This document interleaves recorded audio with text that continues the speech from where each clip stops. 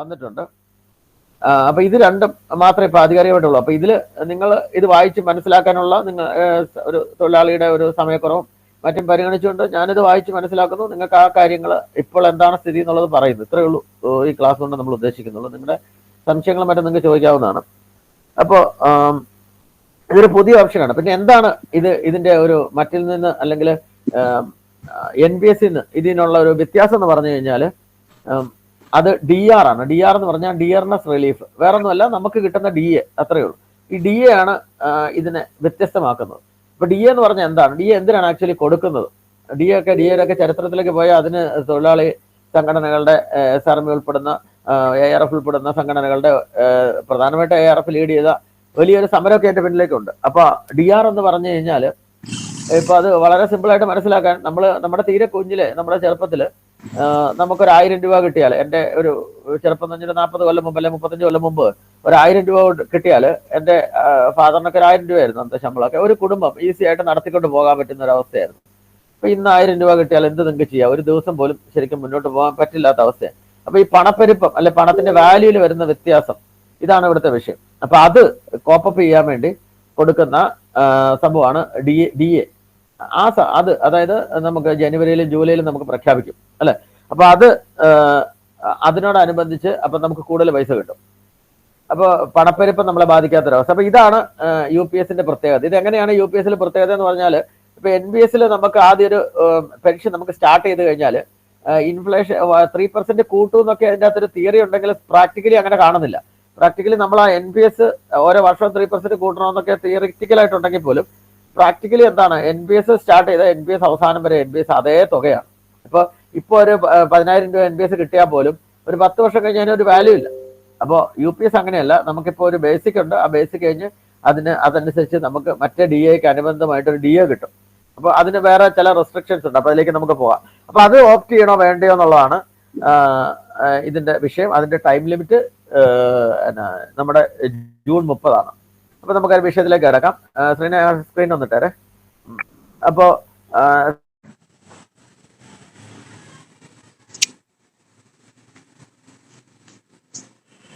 ാണ് ചർച്ച ചെയ്യുന്നത്. പ്രധാനമായിട്ട് റിട്ടയർമെന്റ് ആയി കഴിയുമ്പോൾ ഒരാൾക്ക് കിട്ടുന്നത് എന്തൊക്കെയാണ്? 4 കാര്യങ്ങളാണ് പ്രധാനമായിട്ട് കിട്ടുന്നത്.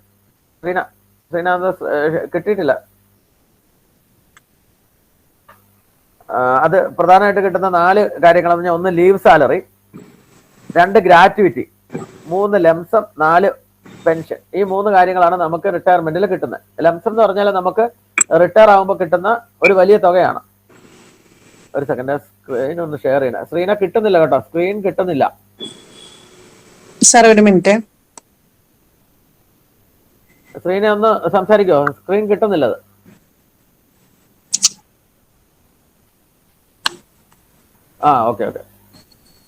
ഓക്കെ സ്ക്രീൻ വന്നിട്ടുണ്ട്. അപ്പൊ ഇതിൻ്റെ അകത്ത് നമ്മളെ മുകളിൽ എഴുതിയേക്കുന്ന 4 കാര്യങ്ങളാണ് ബെനിഫിറ്റ്സ് ഓഫ് പെൻഷൻ, അല്ലെങ്കിൽ സാധാരണ എല്ലാവർക്കും കിട്ടുന്നത് leave salary, gratuity, lump sum, pension. അപ്പൊ ഇതിൻ്റെ അകത്ത് ലീവ് സാലറി എന്ന് പറഞ്ഞാൽ നമ്മുടെ ലീവ് റൂൾസ് ഒക്കെ ആയിട്ട് ബന്ധപ്പെട്ടൊരു കാര്യമാണ്. അതുപോലെ ഗ്രാറ്റുവിറ്റി എന്ന് പറഞ്ഞു കഴിഞ്ഞാൽ നമ്മുടെ ഗ്രാറ്റുവിറ്റി റൂൾസ് 1972 ഒക്കെ പ്രകാരമുള്ള ഒരു അലവൻസ് ആണ്. അപ്പൊ ഇത് രണ്ടും ഇപ്പൊ പലരും ചോദിക്കുന്നുണ്ട്, ഗ്രാറ്റുവിറ്റി കിട്ടുന്നില്ല, കിട്ടുമോ എന്നൊക്കെയുള്ള ചോദ്യങ്ങൾ. അപ്പോൾ ഈ ജനറലി പറഞ്ഞാൽ ഈ ലീവ് സാലറിയും ഗ്രാറ്റുവിറ്റി ഒന്നും ഈ പെൻഷൻ സ്കീമുമായിട്ട് ബന്ധപ്പെട്ടൊരു കാര്യമല്ല. ഇപ്പൊ ഇന്നലെ നമ്മുടെ ഗ്രൂപ്പിൽ ഒരു ചോദ്യം വന്നത് പാസ് കിട്ടുമോ എന്നുള്ള. പാസും നമ്മുടെ ലീവ് ഇതുമായിട്ട് ബന്ധപ്പെട്ട കാര്യമല്ല. അതൊക്കെ നമുക്ക് OPSകാർക്കും മറ്റവർക്കും ഒക്കെ കിട്ടുന്ന പോലെ തന്നെ കിട്ടും. ഇനി അതിന് എന്തെങ്കിലും മാറ്റങ്ങളുണ്ടെങ്കിൽ പാസ് റൂൾസ് ഒക്കെ നമുക്കറിയാം. ഈ പല ഡേറ്റ് ഓഫ് അപ്പോയിന്റ്മെന്റ് വെച്ചൊക്കെ അമെന്റ് ചെയ്തിട്ടുണ്ട്. അത് അതിൽ വരുന്ന അമെന്റ്മെന്റ്സ് വെച്ചിട്ടാണ്. ഒരിക്കലും ഇതിന്റെ ചോയ്സ് ഒന്നും അതിനെ ബാധിക്കുന്ന കാര്യങ്ങളെ അല്ല. അപ്പോ ഈ ആദ്യം കാണുന്ന 1 and 2 leave salary and gratuity, ഇത് രണ്ടും എല്ലാവർക്കും ഉള്ളതാണ്. അപ്പൊ ഇത് രണ്ടിനെ പറ്റി നമ്മളിപ്പം ഒരു സംശയിക്കേണ്ട കാര്യമില്ല. പിന്നെ കാണുന്നത് നമ്മുടെ ലംസം, അതായത് റിട്ടയർ ആകുമ്പോൾ കിട്ടുന്ന ഒരു കുറച്ച് പൈസ, പിന്നെ പെൻഷൻ. ഇത് രണ്ടുമാണ് നമുക്ക് വ്യത്യാസപ്പെടുന്നത്. നമ്മൾ ഈ ഓപ്ഷൻ എടുക്കുമ്പോൾ നമുക്ക് വ്യത്യാസപ്പെടുന്നത് ഈ 2 കാര്യങ്ങളാണ്. ഏത് ലംസവും അതുപോലെ തന്നെ പെൻഷനും. അപ്പൊ അത് നമ്മൾ കമ്പയർ ചെയ്തിട്ട്, ഞാനിപ്പോ ചെയ്യുന്ന തിയറിയിലേക്കൊന്നും അധികം പോകുന്നില്ല, എങ്കിലും ചെറുതായിട്ടൊന്നും പറയാതെ നമുക്ക് തരവില്ല. അപ്പൊ എന്നിട്ട് നമുക്ക് പ്രാക്ടിക്കൽ ആയിട്ടുള്ള നമ്മുടെ കുറച്ച് കേസ്, ഒരു 3 കേസ് എടുത്തിട്ട് നിങ്ങൾക്ക് തീരുമാനിക്കാനുള്ള ഒരു സാധ്യത ഉണ്ടാക്കി തരുന്നു എന്നുള്ളതാണ് ഞാൻ ചെയ്യാൻ ഉദ്ദേശിക്കുന്നത്.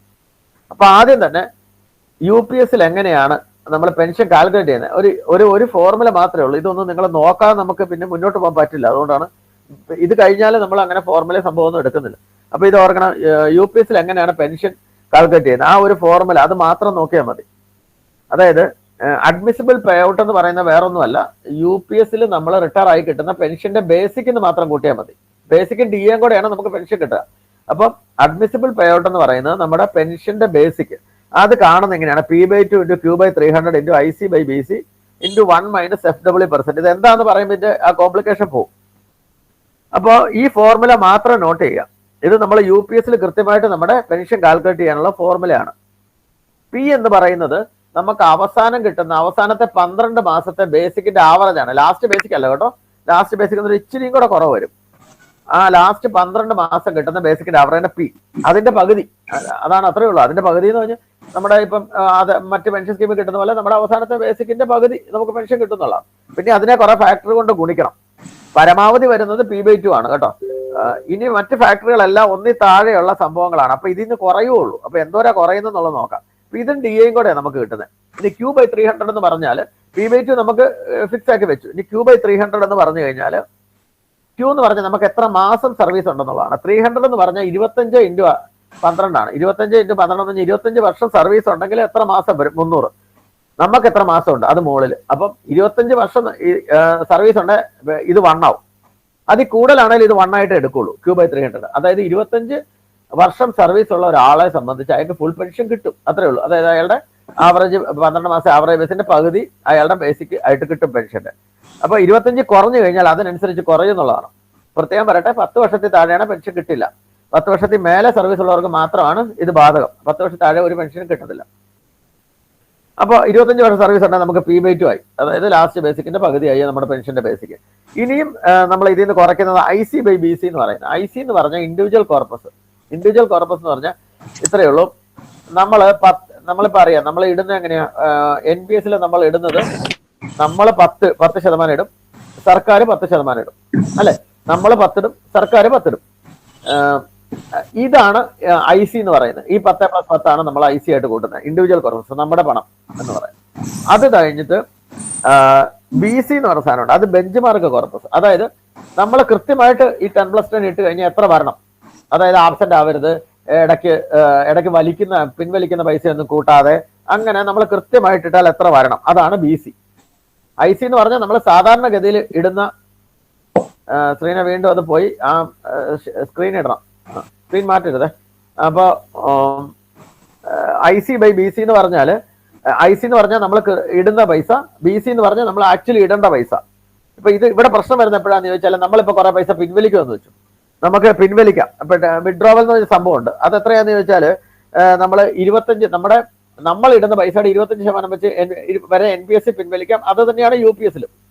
അപ്പൊ അതുപോലെ പിൻവലിച്ചാൽ ഈ പൈസ കുറയും. IC/BC എന്ന് പറഞ്ഞാൽ BC കറക്റ്റ് ആയിട്ട് നിൽക്കും, കാരണം ഇടേണ്ട പൈസ കൃത്യമായിട്ട് നിൽക്കും, ഇടുന്ന പൈസ കുറയും. അപ്പൊ ഇത് കുറയും, 1-നേക്കാളും കുറയും. ഈ പെൻഷൻ എന്ന് പറയുന്നത് ഇത് ഈ ലാസ്റ്റത്തെ ബേസിക്കിന്റെ പകുതിയേക്കാളും കുറയും. അതാണ്, അതായത് നമ്മൾ പിൻവലിക്കുവോ, നമ്മൾ ആബ്സെന്റ് ആയിട്ട് പൈസ ഇടാതിരിക്കുവോ, നമുക്ക് ശമ്പളം കട്ടാവുകയോ ഒക്കെ ചെയ്യുമ്പോൾ ഇത് കുറയും. ആക്ച്വലി കുഴപ്പമില്ലാതെ പോകുന്ന ഒരു എംപ്ലോയിക്ക് ഇത് 1 ആയിരിക്കും. ഇനി 1 - FW% എന്ന് പറഞ്ഞാൽ വേറെ ഒന്നുമില്ല, നമുക്ക് NPS പോലെ തന്നെ നമ്മൾ റിട്ടയർ ആവുമ്പോൾ ഇവിടെ പൈസ പിൻവലിക്കാം. അത് 3 ചാൻസ് ആണല്ലോ. ഒന്ന് നമുക്ക് 20% പിൻവലിക്കാം, അല്ലെങ്കിൽ നമുക്ക് 40% പിൻവലിക്കാം, അല്ലെങ്കിൽ നമുക്ക് 60% പിൻവലിക്കാം. 60% വരെ നമുക്ക് പിൻവലിക്കാം, നമുക്ക് അവിടെയുള്ള പൈസയുടെ. അപ്പോൾ നമ്മൾ 20% പിൻവലിക്കുവാണെങ്കിൽ ഈ 1 - 20% എന്ന് വരും അവിടെ. ആ ഫോർമുല ഒന്ന് നോക്കിയാൽ 1 - 20% എന്ന് പറഞ്ഞാൽ 80%. അതായത് നമുക്ക് ഒന്നും പിൻവലിച്ചില്ലെങ്കിൽ നമുക്ക് കിട്ടേണ്ടതിന്റെ 80% നമുക്ക് കിട്ടും.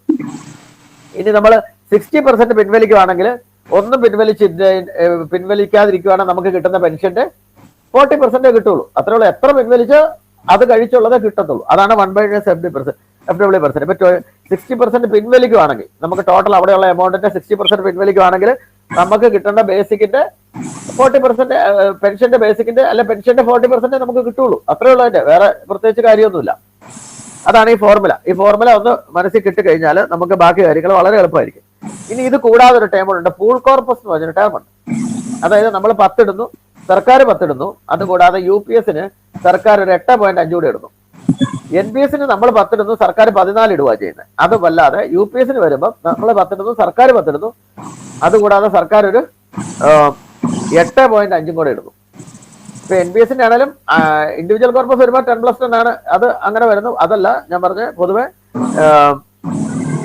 എന്താണ് പൂൾ കോർപ്പസ് എന്ന് പറയുമ്പോൾ നമ്മൾ ഒരു 8.5 കൂടെ സർക്കാർ ഇടുന്നു. ആ സംഭവമാണ് പൂൾ കോർപ്പസ്.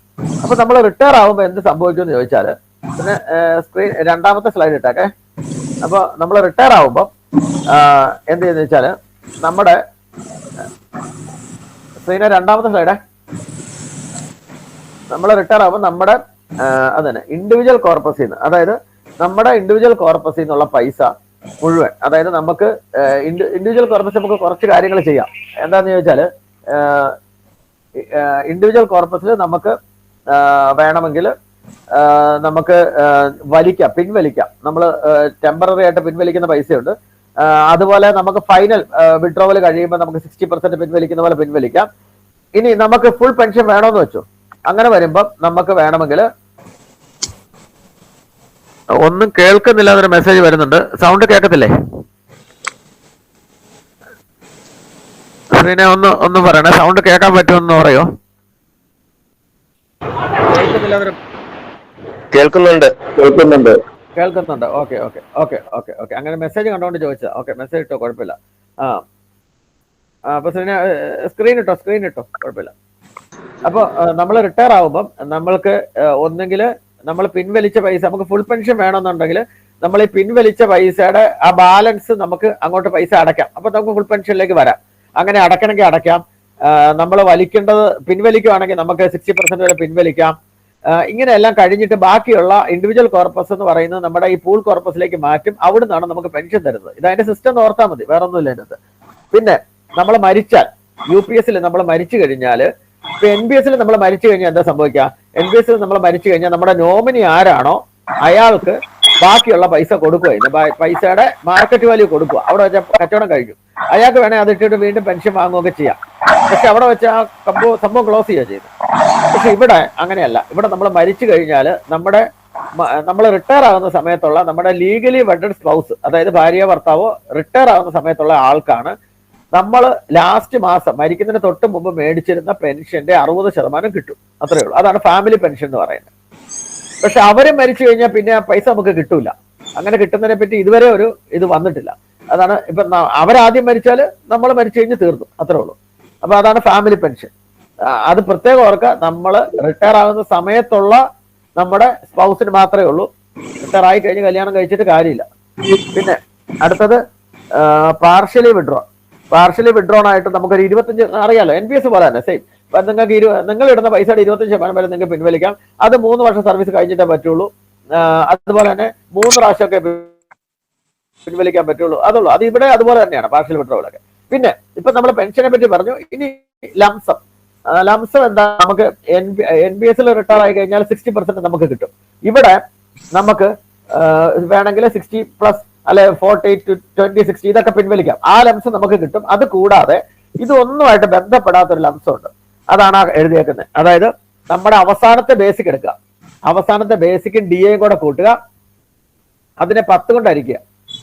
എന്നിട്ട് നിങ്ങൾക്ക് എത്ര വർഷ സർവീസ് ഉണ്ടോ അതിന്റെ ഡബിൾ കൊണ്ട് കുടിക്കുക.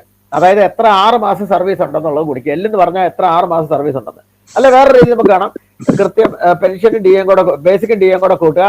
എന്നിട്ട് നമ്മൾ അതിനെ 20 കൊണ്ട് ഹരിച്ചിട്ട്, 20 കൊണ്ട് ഹരിക്കുകയാണെങ്കിൽ എത്ര വർഷം, അതിനെ പിന്നെ എത്ര വർഷം സർവീസ് ഉണ്ടോ അത്രയും കുടിക്കുക. ആ ഒരു എമൗണ്ട് നിങ്ങൾക്ക് കിട്ടും. മനസ്സിലായില്ലേ? അത്ര എമൗണ്ട് നിങ്ങൾക്ക് ലംസമായിട്ട് കിട്ടും. അത് കൂടാതെ നിങ്ങൾ പിൻവലിക്കുന്ന 60% അല്ല അതുകൂടെ കിട്ടും. ഇങ്ങനെയാണ് സംഭവം. പ്രത്യേകിച്ച് ഇവിടെ പിൻവലിക്കുമ്പോൾ ഇവിടെ ഒരു വ്യത്യാസം എന്ന് പറഞ്ഞാൽ, നമ്മൾ NPS 10+14 24% നമ്മൾ ഇടുന്നതിന്റെ 60% നമുക്ക് കിട്ടുന്നത്. ഇവിടെ പിൻവലിക്കുമ്പോൾ നമുക്ക് ഈ 10+10ന്റെ 50%, ICയുടെ 50% അല്ലെ 60% കിട്ടുള്ളൂ. അതുകൂടാതെ ഈ ലംസമും കിട്ടും. ഇത് രണ്ടും കൂടെ ആകുമ്പോൾ മറ്റേതിന്റെ 60% ഏകദേശം തുല്യമാവും. അതാണ് സംഭവം.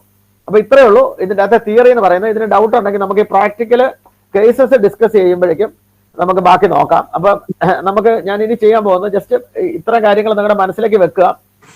എന്നിട്ട് നമ്മൾ ഒരു 3 കേസ് ഡിസ്കസ് ചെയ്യണം. അത് വരുമ്പോൾ നിങ്ങൾക്ക് കമ്പാരിസണിലേക്ക് വരാം. പിന്നെ നിങ്ങൾക്ക് ഡൗട്ട്സ് ചോദിക്കാം. ഇതാണ് ഞാൻ ഉദ്ദേശിക്കുന്നത്. ഇതിന്റെ 3ാമത്തെ സ്ലൈഡ്. അപ്പൊ ഇത് ആദ്യം ഒരു കേസ്. അപ്പൊ നമുക്ക് ഇതിനകത്ത് കേസ് സ്റ്റഡിയുടെ ഒരു പ്രശ്നം എന്താണെന്ന് ചോദിച്ചാൽ, നിങ്ങൾ കാണുന്ന കാൽക്കുലേറ്ററും സംഭവം ഒക്കെ തന്നെ ഒരു അതിഭാവുകത്വം നിറഞ്ഞ കാര്യങ്ങളാണ്. കാരണം എന്താണെന്ന് ചോദിച്ചാൽ നിങ്ങൾ റിട്ടയർ ആകുമ്പോൾ എത്ര രൂപ കിട്ടും, ഇതാണല്ലോ നിങ്ങൾക്ക് അറിയേണ്ടത്. അപ്പൊ നിങ്ങൾ റിട്ടയർ ആകുമ്പോൾ എത്ര രൂപ കിട്ടും എന്നൊരു ചോദ്യം വന്നു കഴിഞ്ഞാൽ അതിൻ്റെ അകത്തൊരു കുഴപ്പം എന്താണെന്ന് ചോദിച്ചാൽ, ഒന്ന് മ്യൂട്ട് ചെയ്യണേ. നിങ്ങൾ റിട്ടയർ ആകുമ്പോൾ എത്ര രൂപ കിട്ടും എന്ന് ചോദിച്ചു കഴിഞ്ഞാൽ ഇപ്പോൾ അതിന്റെ കുഴപ്പം എന്താന്ന്, പുരുഷോത്തമൻ എന്ന് തോന്നുന്നു, ഒന്ന് മ്യൂട്ട് ചെയ്യുമോ? Okay thank U. അപ്പം നിങ്ങൾ റിട്ടയർ ആകുമ്പോൾ നിങ്ങളുടെ കുഴപ്പം എന്താണെന്ന് ചോദിച്ചാൽ, നിങ്ങളിപ്പം അടുത്തതിന്റെ പിന്നത്തെ വർഷം നമ്മുടെ പേ കമ്മീഷൻ കഴിഞ്ഞിട്ടുള്ള ഒരു പൈസ നമുക്ക് കിട്ടാൻ പോകുന്നത്. ഇത് എത്ര രൂപ കിട്ടും നിങ്ങൾക്ക് അറിയാമോ? ഒരിക്കലും അറിയത്തില്ല. അതിന് ഫിറ്റ്മെന്റ് ഫാക്ടർ വരണം. ഫിറ്റ്മെന്റ് ഫാക്ടർ എത്രയാണെന്ന് ഇത് അതിനുവേണ്ടി ഈ റിസർച്ച് എല്ലാം നടക്കുന്നത്. അപ്പോൾ അടുത്തതിന്റെ പിന്നത്തെ വർഷത്തെ ബേസിക് പോലും നിങ്ങൾക്ക് കാൽക്കുലേറ്റ് ചെയ്യാൻ ബുദ്ധിമുട്ടുള്ളപ്പം 10-20 വർഷം കഴിഞ്ഞിട്ടുള്ള ഒരു ബേസിക് നിങ്ങൾ കാൽക്കുലേറ്റ് ചെയ്തുകൊണ്ട് ആ ബേസിക് പ്രകാരമുള്ള ഒരു പൈസ നിങ്ങൾക്ക് കിട്ടും എന്ന് പറഞ്ഞു കഴിഞ്ഞാൽ അത് കാൽക്കുലേറ്റ് ചെയ്യുന്ന അതിൻ്റെ അകത്ത് ഒരുപാട് തെറ്റുകൾ വരും. അല്ലെങ്കിൽ നിങ്ങൾക്ക് റിട്ടയർ ആകുമ്പോൾ നിങ്ങളുടെ ബേസിക് നിങ്ങൾക്ക് അറിയാൻ പറ്റത്തില്ല. അത് കാൽക്കുലേറ്റ് ചെയ്തുകൊണ്ടാണ് ഈ കാൽക്കുലേറ്റർ ഒക്കെ വരുന്നത്. അപ്പൊ ഞാൻ ചെയ്യാൻ ഉദ്ദേശിക്കുന്നത്, ഓൾറെഡി റിട്ടയർ ആയിട്ടുള്ള ആൾക്കാർ ഒരു 3 പേരുടെ എടുക്കുകയാണ്. അവര് NPS റിട്ടയർ ആയവരാണ്. അവർക്ക് കൃത്യം മാത്രമല്ല, NPS എത്ര കൃത്യം കിട്ടും നമുക്ക് അറിയാനും പറ്റത്തില്ല. UPS നമുക്ക് ഈ ഫോർമുല വെച്ച് കാൽക്കുലേറ്റ് ചെയ്യാം. അപ്പോൾ ഓൾറെഡി റിട്ടയർ ആയിട്ടുള്ള ആൾക്കാരുണ്ട്, അവരുടെ പൈസയാണ് ഈ എടുത്തേക്കുന്നത്. ഓക്കെ, അവരുടെ പൈസ എടുത്തു കഴിഞ്ഞാൽ അവർ UPS ആയിരുന്നെങ്കിൽ അവർക്ക് എത്ര കിട്ടും നമുക്ക് കാൽക്കുലേറ്റ് ചെയ്യാം. അപ്പൊ ഇത് രണ്ടും കൂടെ നമുക്ക് കമ്പയർ ചെയ്യാം. ഇതാണ് നമ്മൾ ഈ കമ്പാരിസണിൽ എടുക്കുന്നത്. അപ്പൊ ഇത് എന്റെ സ്റ്റാഫാണ്, ഞാൻ എന്റെ സ്റ്റേഷനിൽ നിന്ന് റിട്ടയർ ആയ ആളാണ്. ഇദ്ദേഹം അപ്പോയിന്റ്മെന്റ് ആയത് 1/2/2014 അപ്പോയിന്റ്മെന്റ് ആയ ആളാണ്. ഇത് ഒരു മിനിമം പെൻഷൻ കിട്ടുന്ന ഒരാളുടെ ഒരു കേസാണ്. വേറെ കേസുകളുണ്ട്. അപ്പോ ഇദ്ദേഹത്തിന്റെ റിട്ടയർമെന്റ് എന്ന് പറയുന്നത് 31/5/2024 ഇദ്ദേഹം റിട്ടയർ ആയത്. ഇദ്ദേഹത്തിന് 123 മാസം സർവീസാണ്. അതുകൊണ്ട് നമ്മുടെ ആ പഴയ ഫോർമുലയിൽ നമ്മൾ ആ ക്യൂ എന്ന് പറയുന്നത് 123 എടുക്കും നമ്മൾ. അതുപോലെ ഇദ്ദേഹത്തിന്റെ റിട്ടയർമെന്റ് സമയത്ത് ഇദ്ദേഹത്തിന്റെ ബേസിക് എന്ന് പറഞ്ഞാൽ 24,900 ആണ്. അപ്പോ 1800 ഗ്രേഡ് കയറിയ ഒരാളാണ്. അപ്പോ ബേസിക്കിന്റെ ആവറേജ് 10 വർഷത്തെ ബേസിക്കിന്റെ ആവറേജ് എടുക്കും, 12 മാസത്തെ ബേസിക്കിന്റെ ആവറേജ് എടുക്കുമ്പോൾ നമുക്ക് 24,842 24,842 ആണ്. ഒരു 8 കൂടി പോയതാ, കുഴപ്പമില്ല, കട്ട് ചെയ്തത്. 24,842 ഇതാണ് ഇദ്ദേഹത്തിന്റെ ബേസിക്, 10 വർഷത്തെ ബേസിക്കിന്റെ ആവറേജ് ആയിട്ട് നമ്മൾ പറയുന്നത്. അപ്പോ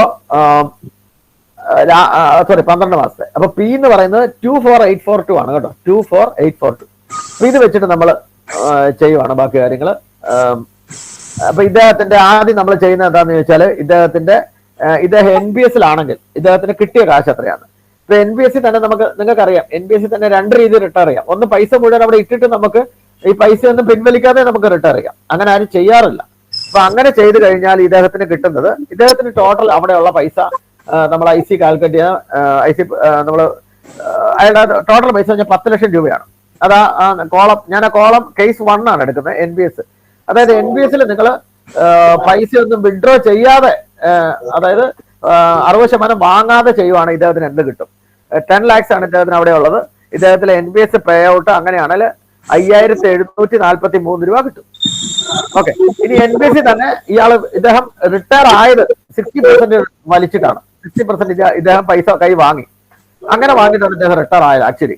അപ്പൊ ഇദ്ദേഹത്തിന് കിട്ടിയത് പേ ഔട്ട് എന്ന് പറഞ്ഞ 2,297 അത്ര രൂപയാണ് ഇദ്ദേഹത്തിന് കിട്ടിയത്. ആ രണ്ടാമത്തെ കോളം നോക്കുക, 10 lakhs അവിടെയുണ്ട്, 6 lakhs ഇദ്ദേഹത്തിന് വാങ്ങി, എന്നിട്ട് 2,297 രൂപയാണ് ഇദ്ദേഹത്തിന് കിട്ടിയത്. ഈ 2 കേസിലും ഇപ്പൊ ഇദ്ദേഹം മരിച്ചു കഴിഞ്ഞാൽ മിച്ചമുള്ള 4 ലക്ഷം ഇദ്ദേഹത്തിന് നോമിനി ആരാണോ അവർക്ക് തിരിച്ചും കിട്ടും. ഇതാണ് NPS സംഭവിച്ചിരിക്കുന്നത്. അതായത് സൗണ്ട് മഞ്ജു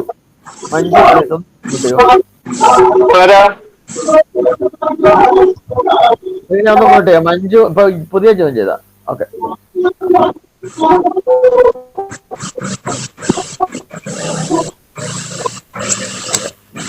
അപ്പൊ NPSന്റെ 2 കേസാണ്.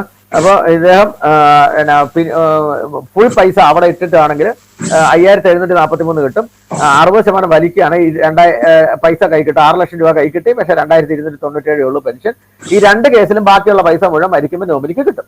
ഇനി ഇദ്ദേഹം UPS ആയിരുന്നു റിട്ടയർ ആയതെങ്കിൽ, അതാണ് ക്വസ്റ്റ്യൻ. അതായത് ഇദ്ദേഹത്തിന് ഇനി കിട്ടാൻ പോകുന്ന കേസല്ല നമ്മളിപ്പോ ഉള്ള എംപ്ലോയീസിന്റെ കേസാണ് നമ്മൾ കമ്പയർ ചെയ്യുന്നത്.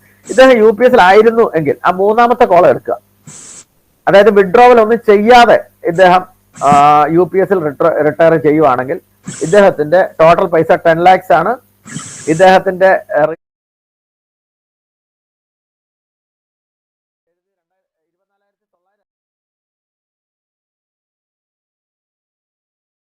റിലീഫ് എന്ന് പറഞ്ഞാൽ ഇദ്ദേഹത്തിന് റിലീഫ് കിട്ടും കേട്ടോ. റിലീഫ് NPS എന്ത് വന്നാലും റിലീഫ് കിട്ടും. അത് ഫുൾ പെൻഷൻ വാങ്ങുവാണേലും വിഡ്രോവൽ ഉണ്ടെങ്കിലും റിലീഫ് കിട്ടും. അപ്പൊ ഫുൾ പെൻഷൻ വാങ്ങുമ്പോൾ ഇദ്ദേഹത്തിന് കിട്ടുന്ന റിലീഫ് എന്ന് പറഞ്ഞാൽ 76,000 രൂപയുള്ളൂ. 76,194 രൂപ ഇദ്ദേഹത്തിന് റിലീഫായിട്ട് കിട്ടത്തുള്ളൂ.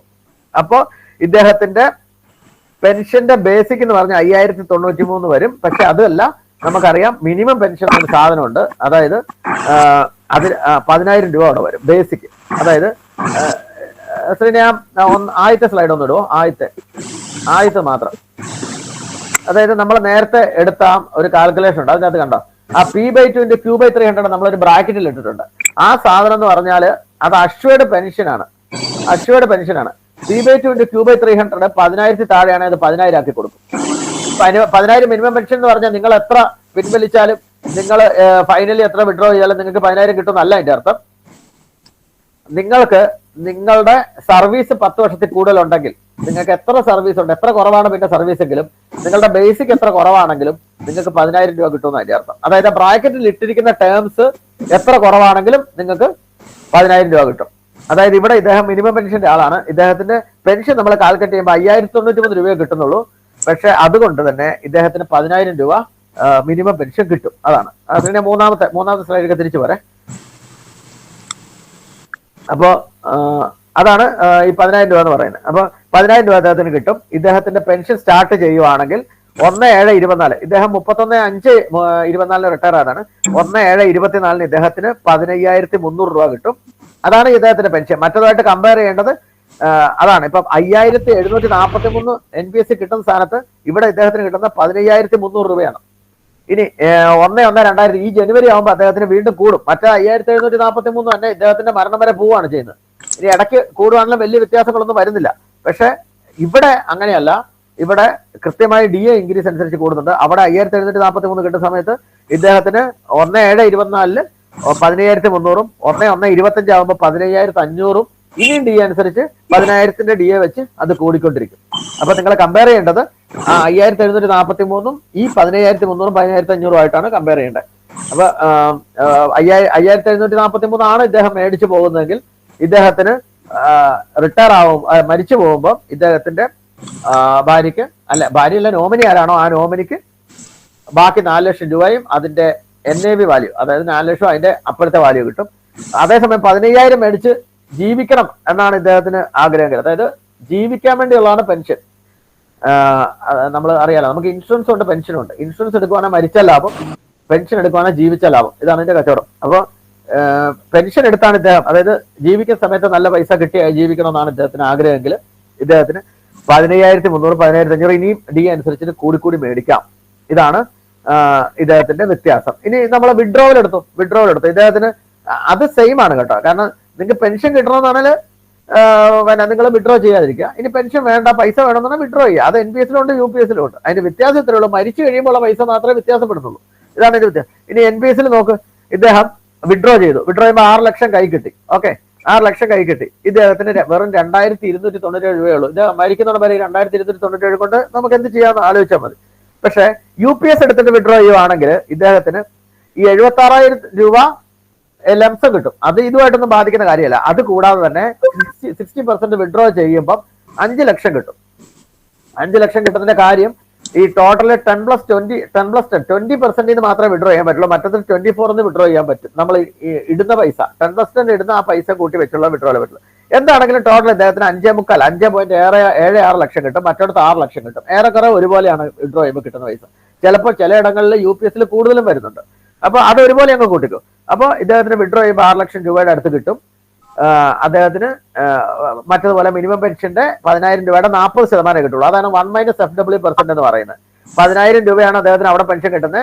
60% വിഡ്രോ ചെയ്തുകൊണ്ട് അതിന്റെ 60% ആക്കി 4,000 രൂപ പെൻഷൻ പെൻഷന്റെ ബേസിക് ആണ്. അത് DA കൂടെ കൂട്ടുമ്പോൾ 1/7/24 ഇദ്ദേഹത്തിന് 6,102 രൂപ കിട്ടും.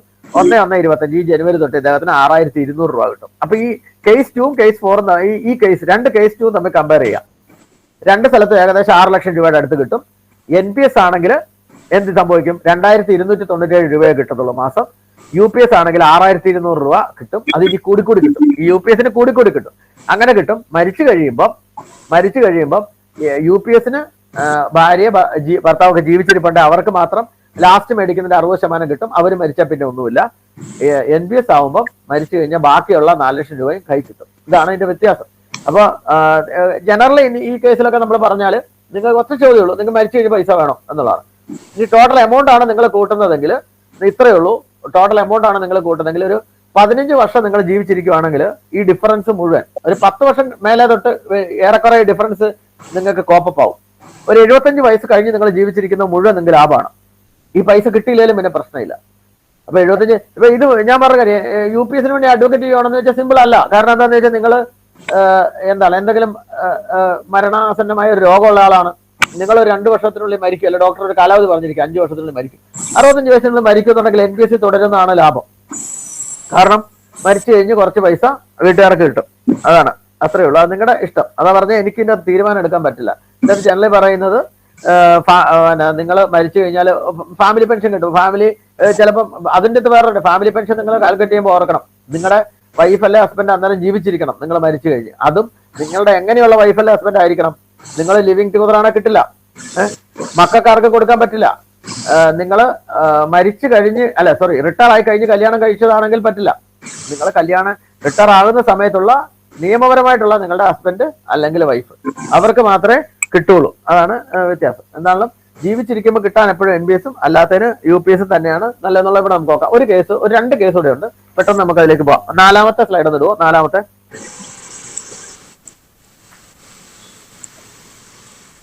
ഇതൊരു 16 വർഷം സർവീസ് ഉള്ള ഒരാളുടെ കേസാണ്. ഇതുപോലെ തന്നെ നമ്മൾക്ക് കാൽക്കുലേറ്റ് ചെയ്യാം. ഇയാൾ 16 വർഷം സർവീസ് ഉണ്ട്. ഇതെല്ലാം റിയൽ കേസുകളാണ് കേട്ടോ, ഓൾറെഡി സംഭവിച്ച കാര്യങ്ങളാണ്. അപ്പോൾ ഇതിൻ്റെ അകത്ത് NPS എന്ന് പറയുന്നത് ആ റിയൽ ആയതുകൊണ്ട് തന്നെയാണ് ഈ NPS നമുക്ക് കൃത്യമായിട്ട് കിട്ടുന്നത്. പക്ഷെ UPS നമുക്ക് കാൽക്കുലേറ്റ് ചെയ്യാം. അതിനൊരു വ്യത്യാസം വരത്തില്ല UPS കാൽക്കുലേഷൻ. അപ്പോൾ ഇദ്ദേഹം 1/3/2004 അപ്പോയിന്റ്മെന്റ് ആയ ആളാണ്. 31/8/2020 റിട്ടയർ ആയ ആളാണ്. 16 വർഷം സർവീസ്. 198 മാസം ഇദ്ദേഹത്തിന്റെ സർവീസ് ഇൻ മാസം. ഇദ്ദേഹത്തിന്റെ അവസാനത്തെ ബേസിക് 53,600 നമ്മൾ ആവറേജ് ബേസിക് കാണുമ്പോൾ 53,867 രൂപ വരും ഇദ്ദേഹത്തിന്റെ ബേസിക്. അവസാനത്തെ 12 മാസത്തെ ബേസിക്കിന്റെ ആവറേജ് 53,867. ഇത് വെച്ചിട്ട് നമ്മൾ വീണ്ടും നേരത്തെ പോലെ തന്നെ നമ്മൾ കാൽക്കുലേറ്റ് ചെയ്യാണ്. കേസ് 1 ഇദ്ദേഹം NPS തന്നെ വിഡ്രോവൽ ഒന്നും ഇല്ലാതെ ഇദ്ദേഹത്തിന് 11,275 രൂപ കിട്ടും. ഇദ്ദേഹത്തിന് 22 ലക്ഷമാണ് അവിടെ ഉള്ള പൈസ. 22 ലക്ഷമാണ് അവിടെ ഉള്ളത്. 11,275 രൂപ കിട്ടും. അതേസമയം NPS നമ്മൾ പൈസ 60% മേടിക്കുകയാണ്. അതായത് 22 ലക്ഷത്തെക്കോട്ട് 13 ലക്ഷം കൈ മേടിച്ചാൽ 9 ലക്ഷം അവിടെ ഇട്ടോണ്ട് 13 ലക്ഷം കൈ മേടിച്ചാൽ ഇദ്ദേഹത്തിന് 4,510 രൂപയെ കിട്ടുള്ളൂ. ഇത് കോൺസ്റ്റന്റ് ആയിട്ട് കിട്ടിപ്പോവാണ്, പെർമനന്റ് ആയിട്ട് കിട്ടിപ്പോവാണ് ഈ പൈസ. പിന്നെ ഈ NPS കേസിൽ മരിച്ചു കഴിഞ്ഞാൽ ബാക്കിയുള്ള ആദ്യത്തെ കേസിൽ 22 ലക്ഷം അതിന്റെ ബാലൻസും, രണ്ടാമത്തെ കേസ് 9 ലക്ഷം അതിന്റെ ബാലൻസും, ബാക്കി അവിടെയുള്ള പൈസ ഇദ്ദേഹത്തിന് നോമിനിക്ക് കിട്ടും. അതാണ് പ്രത്യേകത. NPSന്റെ ഒരു അഡ്വാൻറ്റേജ് അതാണ്, നോമിനിക്ക് കിട്ടും. മറ്റേടത്ത് ലീഗലി വെഡഡ് സ്പൗസ് മാത്രമേ ഉള്ളൂ ഈ എന്തെങ്കിലും കിട്ടുന്നത്. ഇനി അടുത്തത് UPSലേക്ക് വരുവാണെങ്കിൽ ഇദ്ദേഹത്തിന് റിലീഫ്. അത് ആദ്യത്തെ കേസിൽ നമ്മൾ വിഡ്രോവൽ ഒന്നും ഇല്ലെങ്കിൽ UPSൽ ഒരു വിഡ്രോവൽ ഉണ്ട്. ആ ലംസം കാൽക്കുലേറ്റ് ചെയ്താൽ ഇദ്ദേഹത്തിന് 2,13,127 രൂപ 2,13,000 രൂപ കിട്ടും ലംസം. ഓക്കെ, ഏത് പേ ഔട്ട്. അപ്പം ടോട്ടൽ പെൻഷൻ എന്ന് പറയുന്നത് 1/7/24 27,197, 1/1/25 27,553. അപ്പൊ നമ്മൾ കമ്പയർ ചെയ്യേണ്ടത് 27,197 27,553 അങ്ങനെ കൂടി പോകുന്ന പെൻഷനാണ് UPSൽ പൈസ ഒന്നും വിഡ്രോ ചെയ്യാതെ എടുത്താൽ. കറസ്പോണ്ടിങ് ആയിട്ട് അപ്പുറത്ത് വെറും 11,275 ഉള്ളൂ. ഇരട്ടി കൂടുതൽ വ്യത്യാസം വരികയാണ്. അപ്പോ അതുപോലെ തന്നെ ഇദ്ദേഹത്തിന് 60% പിൻവലിക്കാം. UPSൽ 60% പിൻവലിക്കാം. അങ്ങനെ പിൻവലിക്കുമ്പോൾ ഇദ്ദേഹത്തിന് 13.13 ലക്ഷം കിട്ടും. മറ്റിടത്ത് 13 ലക്ഷം കിട്ടും. അത് ഏറെക്കുറെ ഒരുപോലാണ്. പിൻവലിക്കുമ്പോൾ ഒരുപോലെ കിട്ടും. ഈ കാരണം ഇവിടെ ലംസം കൂടെ കിട്ടുന്നതുകൊണ്ട്. അതുപോലെ തന്നെ പക്ഷെ നമ്മുടെ ബേസിക് കാൽക്കുലേറ്റ് ചെയ്യുമ്പോൾ ഇയാൾക്ക് 7,110 ഉള്ളൂ. അത് ടോട്ടൽ പെൻഷൻ വരുമ്പോൾ 10,879. നാലാമത്തെ കോളം നിങ്ങൾ നോക്കിയാൽ മതി. നാലാമത്തെ കോളം 10,879 ആണ്. അതുപോലെ തന്നെ പിന്നെ ജൂലൈ ഈ 2025 ആകുമ്പോൾ 11,021 രൂപ കേട്ടോ. 11,000 രൂപ കിട്ടും. ഇനി അത് കൂടും. DA കിട്ടുന്നതനുസരിച്ച് അത് കൂടും. അത് നമ്മൾ കമ്പയർ ചെയ്യേണ്ട രണ്ടാമത്തെ കേസ് NPS കേസ് 2 ആയിട്ടുമാണ്. അവിടെ 4,510 കിട്ടുന്ന സമയത്താണ് ഇവിടെ 11,000 രൂപ വെച്ച് ഇനി മേലോട്ട് കൂടിക്കൊണ്ടിരിക്കുന്നത്. പക്ഷെ കുഴപ്പം എന്താണെന്ന് വെച്ചാൽ മരിച്ചു കഴിയുമ്പം ഈ NPS എടുത്തു കഴിഞ്ഞാൽ ഇദ്ദേഹത്തിന്റെ വീട്ടുകാർക്ക് മിച്ചമുള്ള 9 ലക്ഷം രൂപ, അവിടെ ഒരു 9 ലക്ഷം രൂപ കിടപ്പുണ്ട്, ആ പൈസ തിരിച്ചു കൊടുക്കും. ഇവിടെ അത് കിട്ടില്ല. ഇവിടെ ഇദ്ദേഹത്തിന്റെ ഭാര്യ ജീവിച്ചിരിപ്പുള്ള, ഭർത്താവ് ജീവിച്ചിരിപ്പുണ്ട്, അവർക്ക് ഇതിന്റെ അവസാനം ഇദ്ദേഹം മേടിക്കുന്ന പെൻഷൻ 60% കിട്ടിക്കൊണ്ടിരിക്കും. അവരോട് മരിച്ചു കഴിഞ്ഞാൽ പിന്നെ ആ പൈസ കിട്ടില്ല.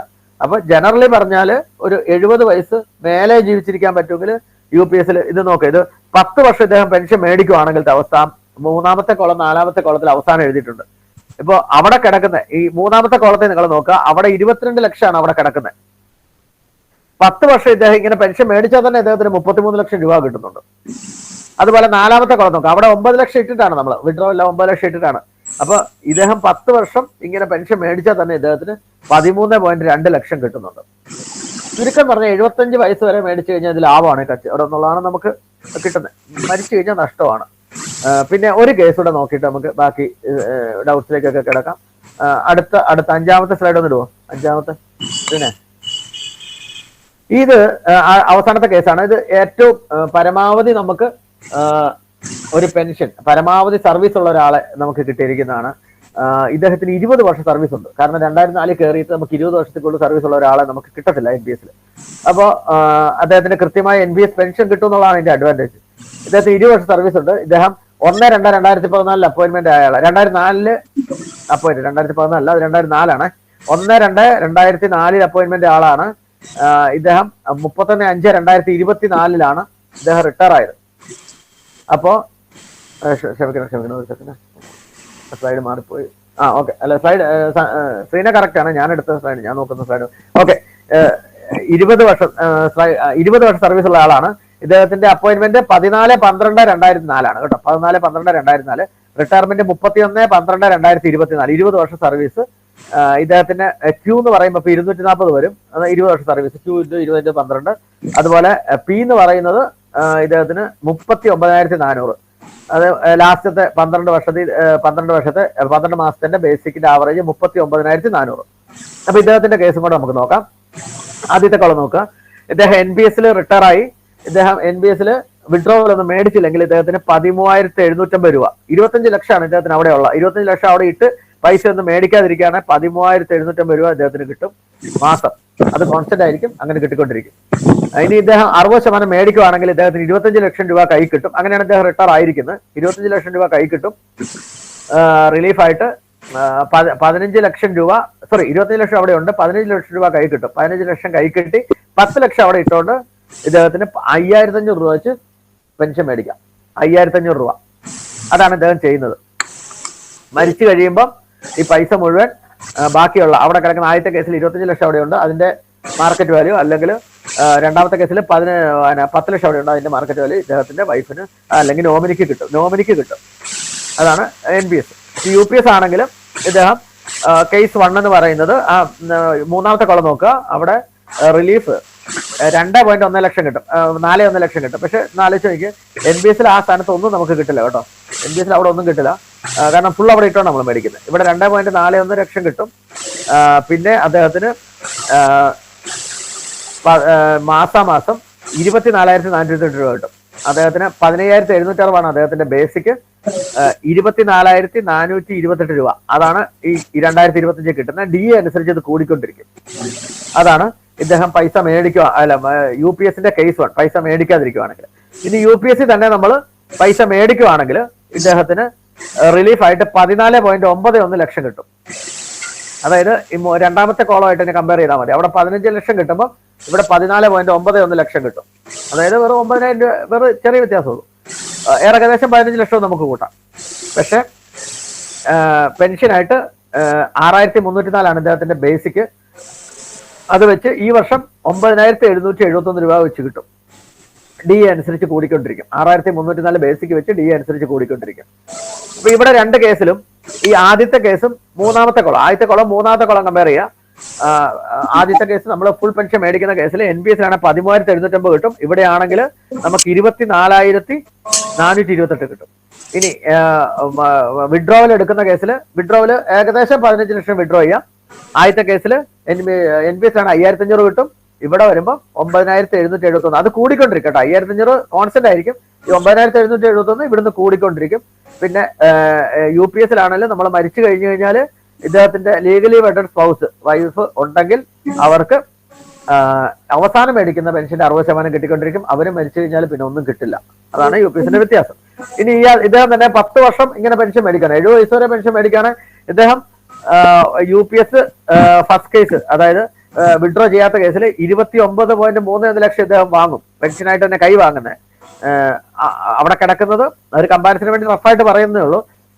അവിടെ കിടക്കുന്നത് 25 ലക്ഷമേ ഉള്ളൂ.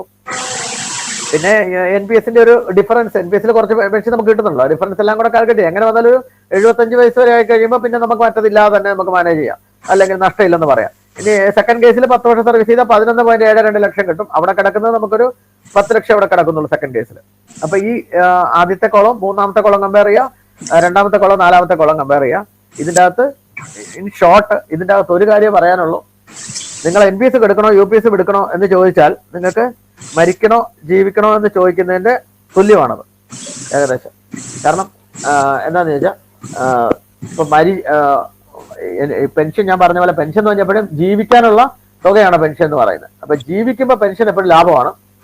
മരിച്ചു കഴിഞ്ഞാൽ 6ാമത്തെ സ്ലൈഡ് ഇട്ടോ കേട്ടോ. 6ാമത്തെ മരിച്ചു കഴിഞ്ഞാൽ പെൻഷൻ എപ്പോഴും നഷ്ടമാണ്. അത്രേ ഉള്ളൂ. അപ്പൊ നിങ്ങൾ 100 വയസ്സ് വരെ ജീവിക്കുകയാണെങ്കിൽ, അല്ലെങ്കിൽ 90 വയസ്സ് വരെ ജീവിക്കുകയാണെങ്കിൽ പോട്ടെ, 80 കഴിഞ്ഞ് ജീവിക്കുകയാണെങ്കിൽ, 75 കഴിഞ്ഞ് ജീവിക്കുകയാണെങ്കിൽ പോലും ഇത് ലാഭമാണ്. അപ്പം ഇതിന്റെ തീരുമാനം എടുക്കുക പലരും എനിക്കിത് ഏതാ നല്ലതെന്നാണ് പലപ്പോഴും ചോദിക്കുന്നത്. അത് ഒരുപാട് ഫാക്ടേഴ്സായിട്ട് ബന്ധപ്പെട്ടാണ്.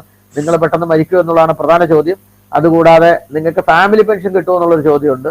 ഫാമിലി പെൻഷൻ കിട്ടുമെന്നുള്ള വളരെ കോംപ്ലിക്കേറ്റഡ് ഉള്ള ചോദ്യമാണ്. കാരണം എന്താണെന്ന് വെച്ചാൽ UPS വരുമ്പോൾ ഫാമിലി പെൻഷൻ കിട്ടണമെങ്കിൽ legally wedded spouse at the time of retirement തന്നെ വേണം. അതായത് ലിവിങ് ടുഗദറാണ് കിട്ടില്ല.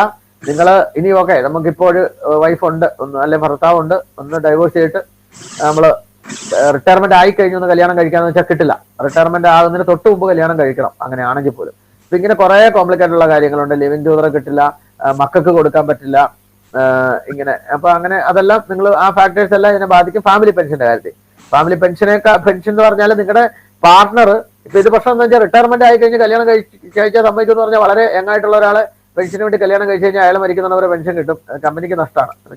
പിന്നെ വേറൊരു പ്രശ്നം എന്ന് പറഞ്ഞാൽ ഇപ്പൊ നമ്മൾ ജനറലി ആലോചിക്കും നമ്മൾ മരിക്കോ ജീവിക്കോ എന്നുള്ളത് നമ്മുടെ പ്രശ്നമാണ്. പക്ഷെ കമ്പനി എങ്ങനെയാണ് അല്ലെങ്കിൽ ഇത് മാനേജ് ചെയ്യുന്നത് എങ്ങനെയാണെന്ന് ചോദിച്ചാൽ സിമ്പിൾ ആണ്. ഒരു വലിയ പോപ്പുലേഷനിൽ നമുക്ക് ഡെത്ത് റേറ്റ് നോക്കി കഴിഞ്ഞാൽ ഏറെക്കുറെ കറക്റ്റ് ആയിരിക്കും. അപ്പം മരിക്കുന്നവർക്ക് നഷ്ടമാണ്, അവരുടെ കാശെടുത്ത് ജീവിക്കുന്നവർക്ക് കൊടുക്കും. അത് അങ്ങനെയാണ് ഈ സിസ്റ്റം ഓടിക്കുന്നത്.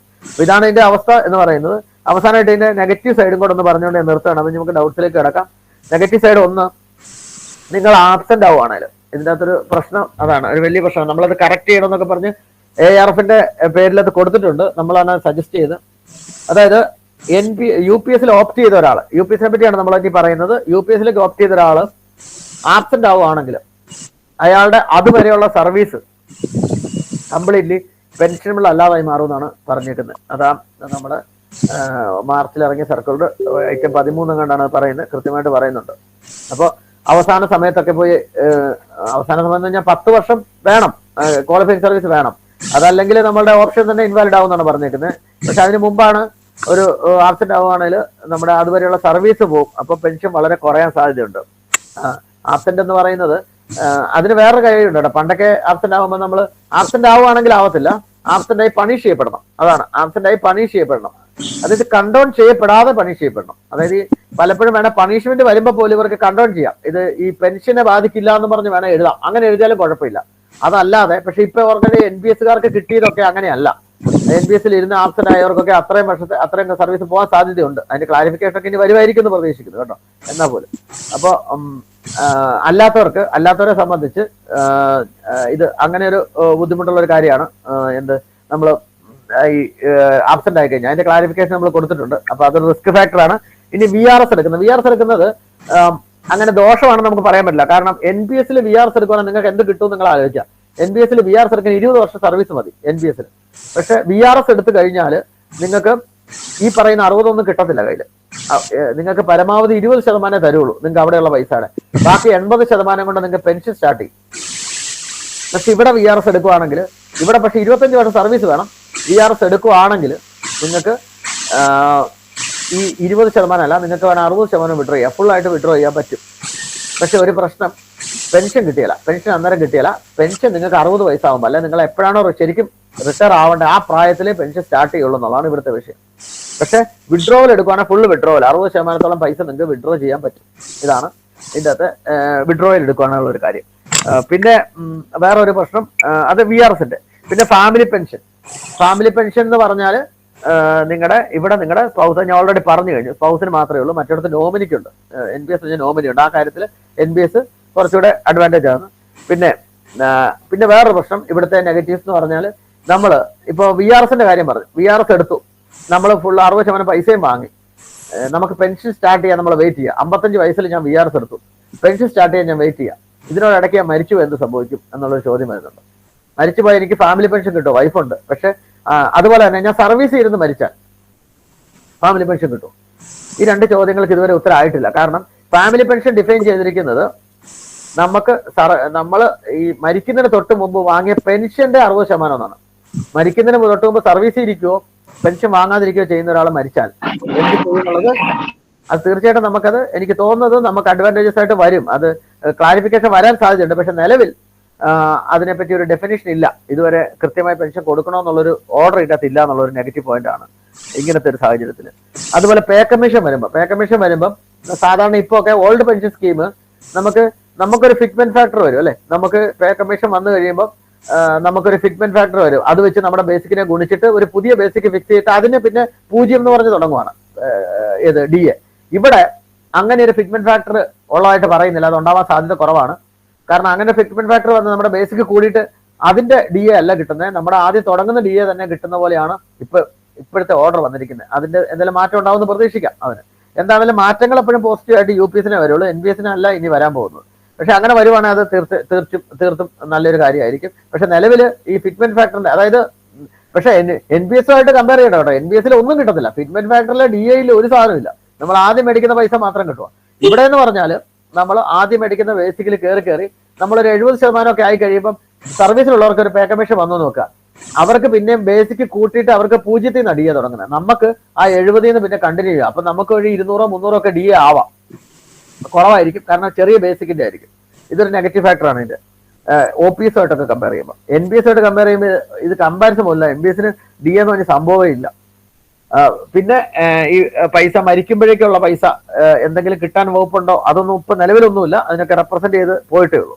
ഇതാണ് ജനറലി ഇതിനെപ്പറ്റി പറയാനുള്ള. ഇതിനകത്ത് ഒരു കാര്യം കൂടെ പറഞ്ഞോട്ടെ, നമുക്ക് പെൻഷൻ വാങ്ങണം, ജീവിക്കണം, മക്കളുടെ അല്ലെങ്കിൽ മറ്റുള്ളവരൊന്നും ആശ്രയിച്ചെല്ലാം ജീവിക്കണം എന്ന് ആഗ്രഹിക്കുന്ന ഒരാളെ സംബന്ധിച്ച് 65 വയസ്സിലോ 70 വയസ്സിന് മുമ്പ് മരിക്കുമെന്ന് ഉറപ്പില്ലാത്ത ഒരാളെ സംബന്ധിച്ച് തീർച്ചയായിട്ടും UPS നല്ലതാണെന്നാണ് എന്റെ വ്യക്തിഗത അഭിപ്രായം. അത് നിങ്ങൾ എടുക്കേണ്ട കാര്യമില്ല, നിങ്ങൾ തീർച്ചയായിട്ടും കാൽക്കുലേറ്റ് ചെയ്തിട്ട് മാത്രം എടുക്കുക. പക്ഷെ എന്റെ വ്യക്തിഗത അഭിപ്രായം കാരണം എന്താണെന്ന് ചോദിച്ചാൽ, നിലവിൽ നമുക്ക് മാർക്കറ്റിൽ കിട്ടുന്ന ഏറ്റവും നല്ല പെൻഷൻ സ്കീമിനേക്കാളും ബെറ്റർ ആണിത്.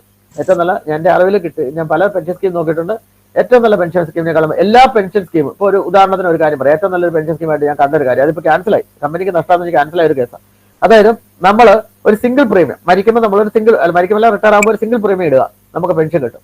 അത് 14% ഏറ്റവും കൂടുതൽ കിട്ടും. ഇപ്പോൾ 1 കോടി രൂപ ഇടുവാണ് എല്ലാ മാസവും നമുക്ക് 14% എന്ന് പറഞ്ഞാൽ ഏകദേശം ഒരു 1,28,000 ആ റേഞ്ചിൽ നമുക്ക് പെൻഷൻ കിട്ടിക്കൊണ്ടിരിക്കും 1 കോടി രൂപയാണ്. അപ്പൊ അങ്ങനെയുള്ള സ്കീംസ്, അതൊക്കെ മരിച്ച പൈസ മുഴുവൻ പോയി, അന്നേരം പോയി.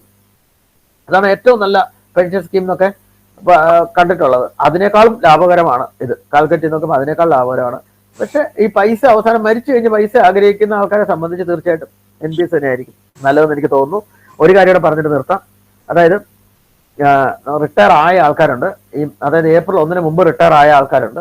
അവരെ സംബന്ധിച്ച് അവർക്ക് NPS വാങ്ങിക്കൊണ്ടിരിക്കുകയാണ് ഓൾറെഡി. ഞാൻ ഈ പറഞ്ഞ കേസൊക്കെ റിട്ടയർ ആയവരാണ്. പക്ഷെ അവര് UPSൽ ആയിരുന്നെങ്കിൽ, ആ സമയത്ത് UPS ഉണ്ടായിരുന്നെങ്കിൽ എന്നുള്ളത് നിങ്ങൾക്ക് വേണ്ടി കമ്പയർ ചെയ്താണ്. അവരൊക്കെ റിട്ടയർ ആയി ഈ വിഭാഗത്തിൽ വരുന്ന ആൾക്കാരാണ്.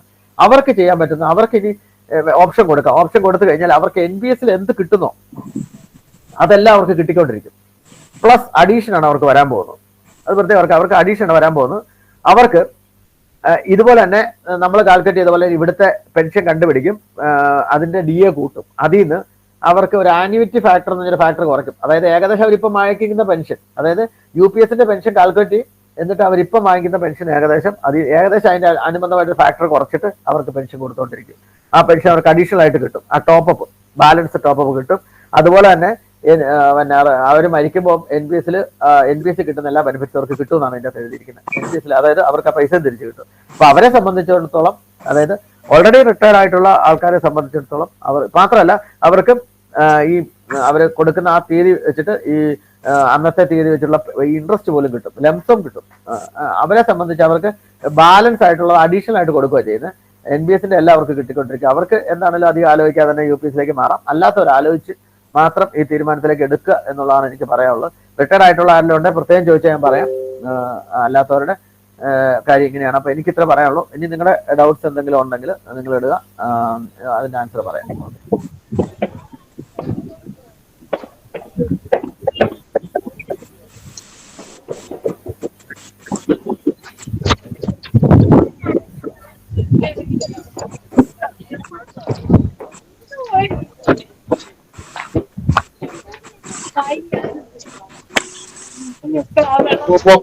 മുഹമ്മദ് ഷഫി,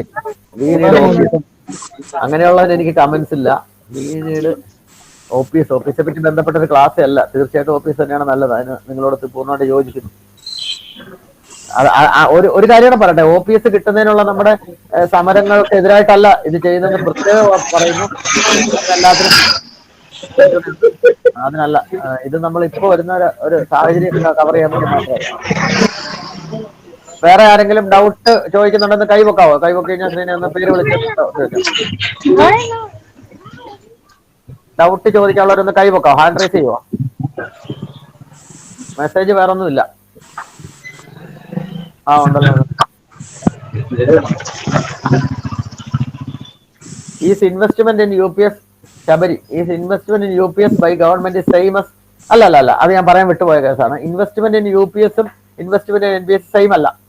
അതായത് നമ്മള് NPSൽ നമ്മൾ 10 ഇടുന്നു, ഗവൺമെന്റ് 14 ഇടുന്നു. UPSൽ നമ്മൾ 10 ഇടുന്നു, ഗവൺമെന്റ് 10 ഇടുന്നു. അത് നമ്മുടെ IC ഇൻഡിവിജ്വൽ കോർപ്പസിലേക്ക് പോകുന്നു.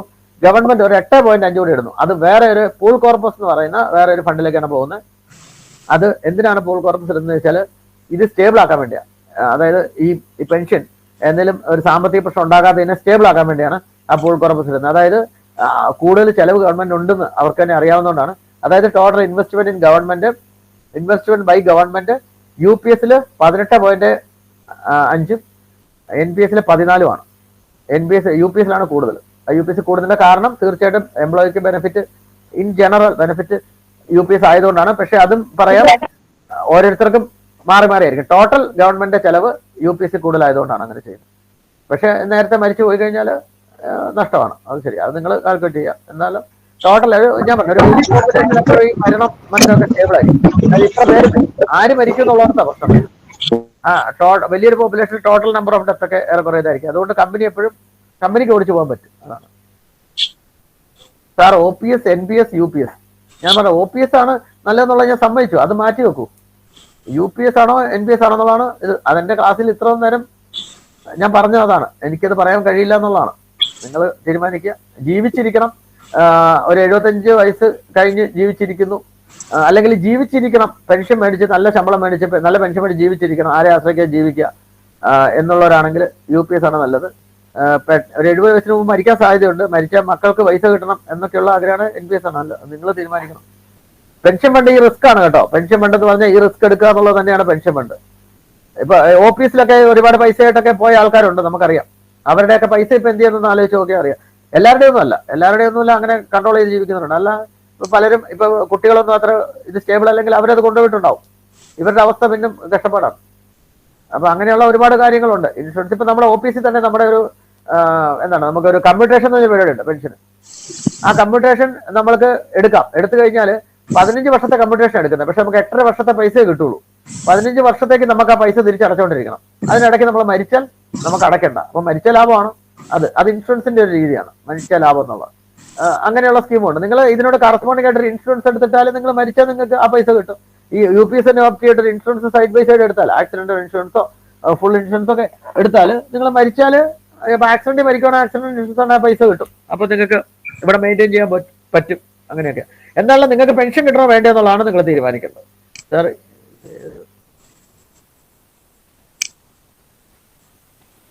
ഹലോ സാറ്, ഞാൻ ഏത് സ്കീമിലാണ് ഉള്ളതെന്ന് ചോദിച്ചിട്ടുണ്ട്. ഞാൻ OPS ആണ്. ഞാൻ OPS ആയിപ്പോയത് എൻ്റെ കുഴപ്പമല്ല. ഞാൻ ആത്മാർത്ഥമായിട്ട് പഠിച്ചിട്ട് നിങ്ങളെ ഒരാളായിട്ട് നിന്ന് തന്നെയാണ് ഇത് പഠിച്ചത്. എൻ്റെ ഇന്റഗ്രിറ്റി മാത്രം ഡൗട്ട് ചെയ്തതെന്ന് മാത്രം പറയുന്നു. ഞാൻ OPS ആണ്. NPS എംപ്ലോയി ഡെഡ് ആയാൽ പെൻഷൻ എങ്ങനെയാ? NPS എംപ്ലോയി ഡെഡ് ആയി കഴിഞ്ഞാൽ പെൻഷൻ അല്ല, NPSന്റെ മിച്ചമുള്ള പൈസ ഇവിടെ ഉണ്ട് കേട്ടോ.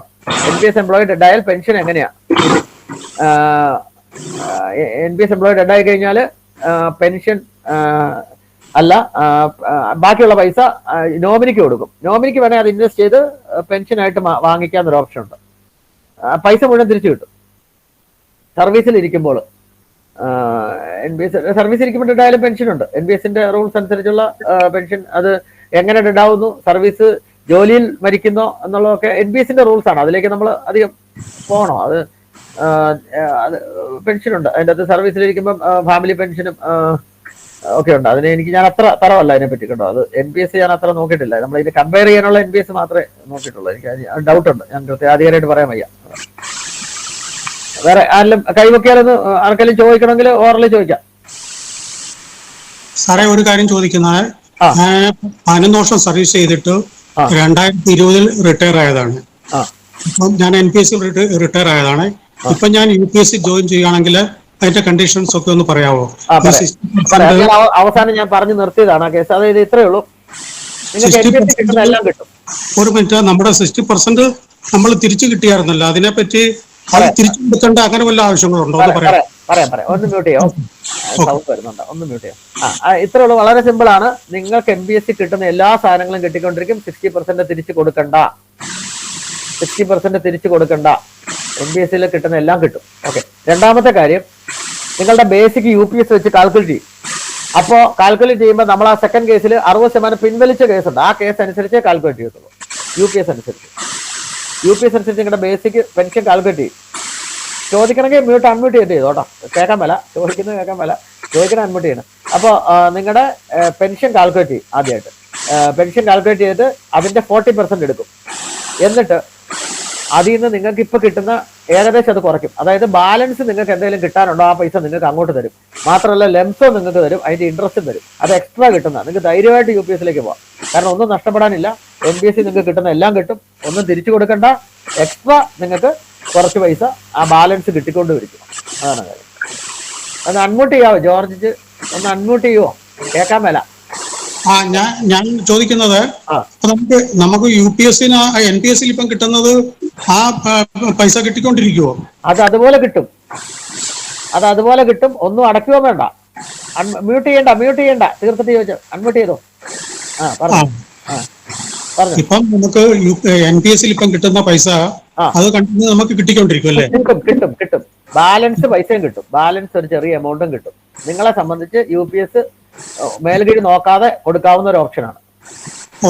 ശരി. കാരണം അതിന്റെ ബാലൻസ് ചെറിയ എമൗണ്ടേ ഉള്ളൂ. എന്നാലും അതും കിട്ടും. പിന്നെ ആ ലെംസവും കിട്ടും. ആദ്യം കിട്ടുന്ന ലെംസവും കിട്ടും. നിങ്ങൾക്ക് മാത്രമേ ഞാൻ കൊടുക്കാൻ പറയുള്ളൂ.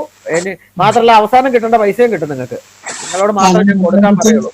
2020 റിട്ടയർ ആയത് 5 വർഷം കഴിഞ്ഞിപ്പോ അന്ന് മുതലുള്ള ഒരു ഇൻട്രസ്റ്റ് ഒക്കെ കിട്ടും. അത് വലിയ എന്തായാലും ബാലൻസ് പൈസ ഇങ്ങോട്ടേ കിട്ടുള്ളൂ. ഒന്നും അതിന്റെ അകത്ത് നഷ്ടപ്പെടാനില്ല. ധൈര്യമായിട്ട് ഓപ്റ്റ് ചെയ്യാം.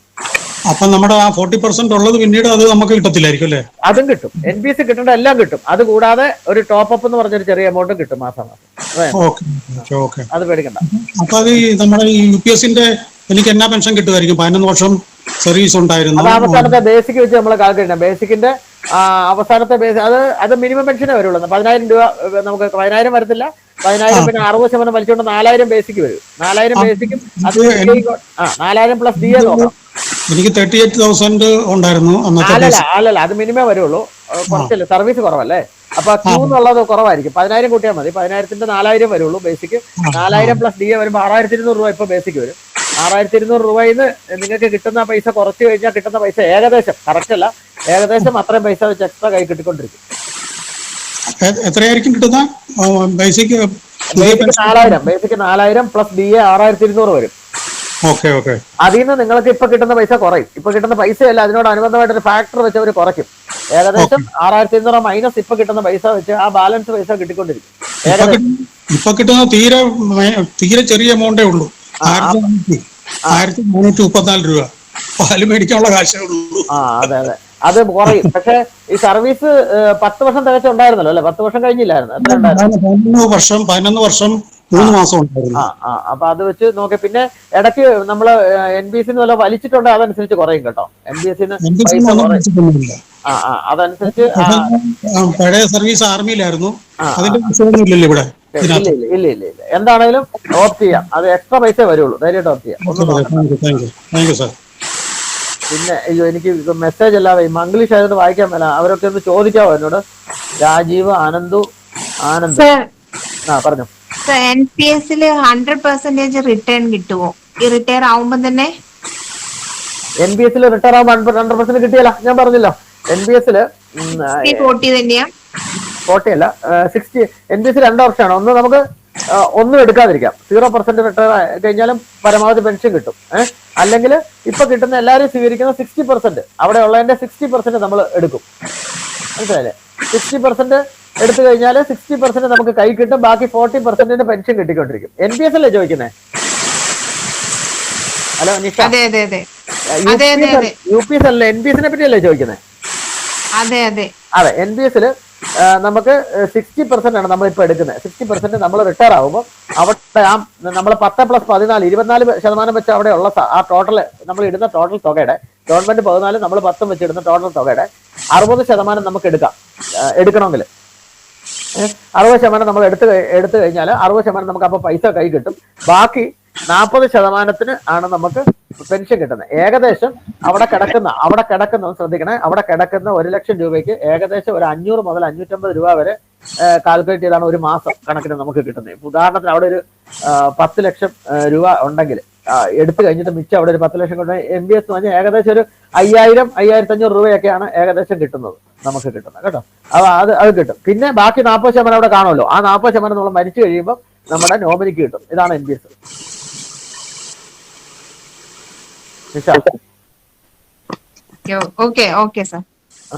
UPS പറ്റിയാണ് നമ്മൾ പറയുന്നത് കേട്ടോ. NPS ഞാൻ ഈ കമ്പാരിസൺ ഉള്ളത് മാത്രമേ ഇവിടെ റെഫർ ചെയ്തിട്ടുള്ളൂ.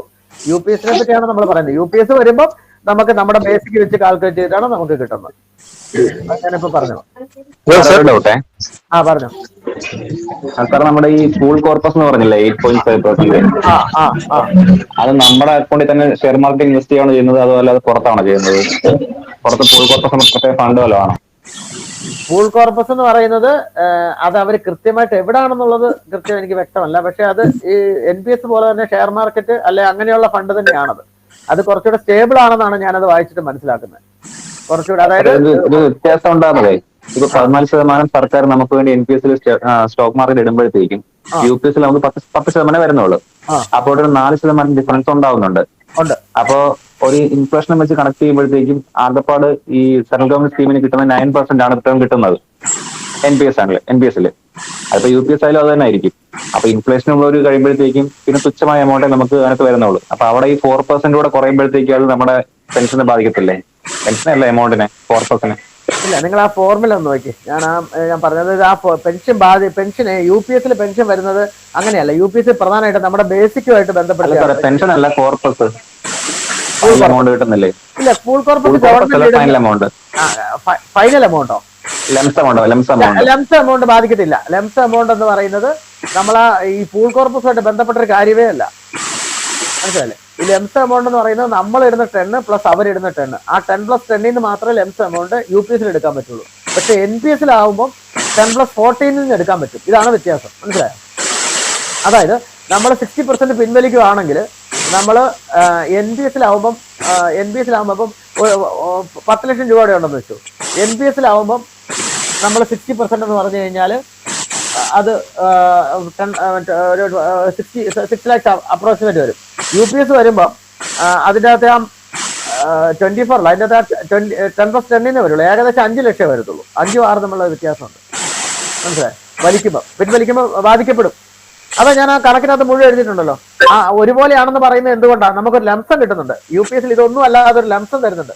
ആ ലംസം കൂടെ കൂട്ടുമ്പോൾ ഇത് ഏകദേശം ഒരുപോലെയാവും. ചിലവിന് കൂടുതലും ചിലവ് കുറവും, അങ്ങനെയാ വരുന്നത് കേട്ടോ. പിൻവലിക്കുന്ന 60% മറ്റേ 60%-നേക്കാളും കുറവാണ്. പക്ഷെ ഈ ലംസം, ഈ എക്സ്ട്രാ ലംസം ഉണ്ട്. ഞാൻ ആ ലംസം പറഞ്ഞല്ലോ, അതായത് നമ്മുടെ അവസാനത്തെ ബേസിക്, അത് UPSC മാത്രമുള്ളതാണ്. നമ്മുടെ അവസാനത്തെ basic plus DA divide by 10 into 6 months of service, അതായത് സർവീസിന്റെ ഡബിൾ. അത് കുടിക്കുമ്പോൾ നമുക്കൊരു ബേസിക് ഒരു ലംസം കിട്ടും. അത് UPSC ഉള്ള. അതിന് ഇത് കൂടുമ്പോൾ ഇത് രണ്ടും ഒരുപോലെ ആയിരിക്കും എന്നാണ് ഞാൻ പറഞ്ഞത്. കുറവാണ്, നിങ്ങൾ പറഞ്ഞത് ശരിയാ, കുറവാണെങ്കിൽ ഈ ലംസം കൂടെ കൂടുമ്പോൾ അത് ഏറെക്കുറെ ഒരുപോലെ ആയിരിക്കും കേട്ടോ.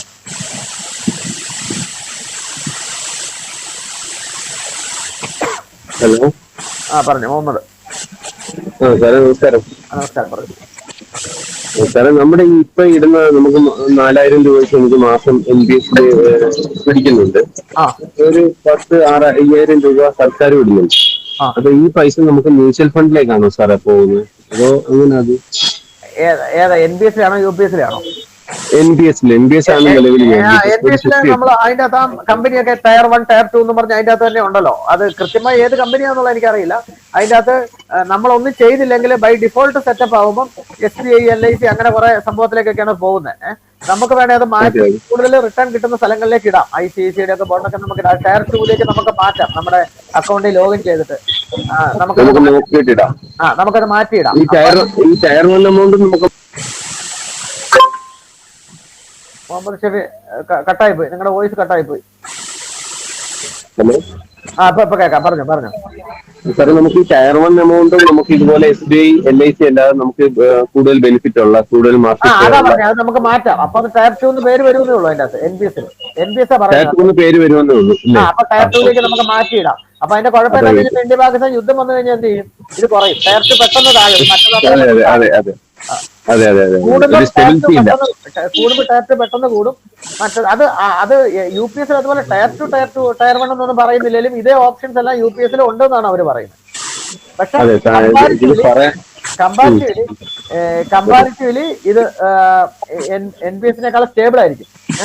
അതായത് ടയർ 2ന്റെ അത്രയും ഫ്ലക്ച്വേറ്റിംഗ് അല്ല എന്നുള്ളതാണ് ഞാൻ മനസ്സിലാക്കുന്നത്. അത് മാത്രമല്ല, അങ്ങനെ എന്തെങ്കിലും കുറയുവാണെങ്കിലും കൂടുവാണെങ്കിലും IC ആയിരിക്കും കൂടുക കുറയും ചെയ്യുന്നത്. ഇവിടെ നമ്മൾ ആ ഫോർമുല നിങ്ങൾ നോക്കണം. DC എന്ന് പറഞ്ഞൊരു ഫോർമുല, അതിന്റെ അകത്ത് IC ആണ് കൂടുതൽ. അപ്പൊ നമുക്ക് വേറെ പിൻവലിച്ചാലും ഈ IC കൂടി കഴിഞ്ഞാൽ നമുക്കത് പിൻവലിച്ചാലും നമ്മുടെ പെൻഷനെ ബാധിക്കില്ല. ഇല്ല, നമ്മൾ റിട്ടയർ ആവുമ്പോൾ നമുക്ക് പൈസ എക്സ്ട്രാ നമുക്ക് കൈ കിട്ടും. അതിന്റെ വാല്യൂ അങ്ങനെയാണ് വരുന്നത്. പറഞ്ഞു. സത്യം, ഇതുപോലെ തന്നെ ഒരു മ്യൂച്വൽ ഫണ്ടിൽ ഞാൻ ഡിപ്പോസിറ്റ് ചെയ്യുന്നുണ്ട്. 1000 രൂപ ഡിപ്പോസിറ്റ് ചെയ്യുന്നുണ്ട്. അപ്പൊ അതിന്റെ ബെനിഫിറ്റ് എന്ന് പറയുന്നത് ഈ 11 വർഷം സർവീസ് ആയ ഇപ്പോഴുള്ള ബെനിഫിറ്റിനെക്കാട്ടിയും എത്രയോ മടങ്ങ് ദൂരമാണ് സാർ. പക്ഷെ നമ്മൾ ഇത്രയും രൂപ ഇൻവെസ്റ്റ് ചെയ്തിട്ടും എനിക്ക് അവര് അവസാനത്തെ കാൽക്കുലേഷൻ വരുന്നു, ഇയർലി കാൽക്കുലേഷൻ വരുമ്പോൾ വളരെ കുറവായിട്ടാണ് ഫീൽ ചെയ്യുന്നത്. പക്ഷെ 8% ഇൻട്രസ്റ്റ് പോലും അത്രയും വരുന്നില്ല. അല്ല, ഒന്നുകൂടെ പറഞ്ഞു, നിങ്ങളുടെ മ്യൂച്വൽ ഫണ്ട് കുറവാണെന്നോ റിട്ടേൺ കുറവാണെന്നാണ് നിങ്ങൾ പറയുന്നത്?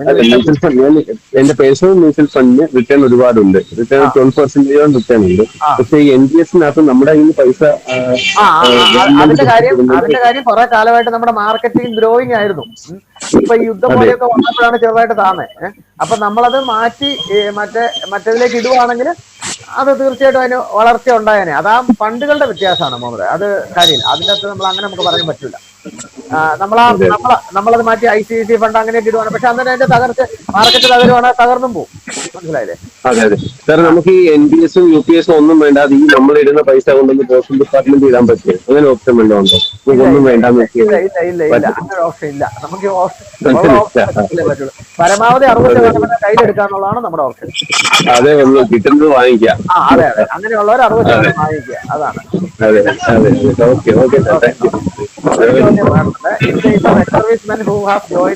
രാജീവ് രവീന്ദ്രൻ ഒരു ചോദ്യം എഴുതിയിട്ടുണ്ട്. In case of ex-servicemen who have joined in 2023 and left less than 15 years of service for superannuation, which is better?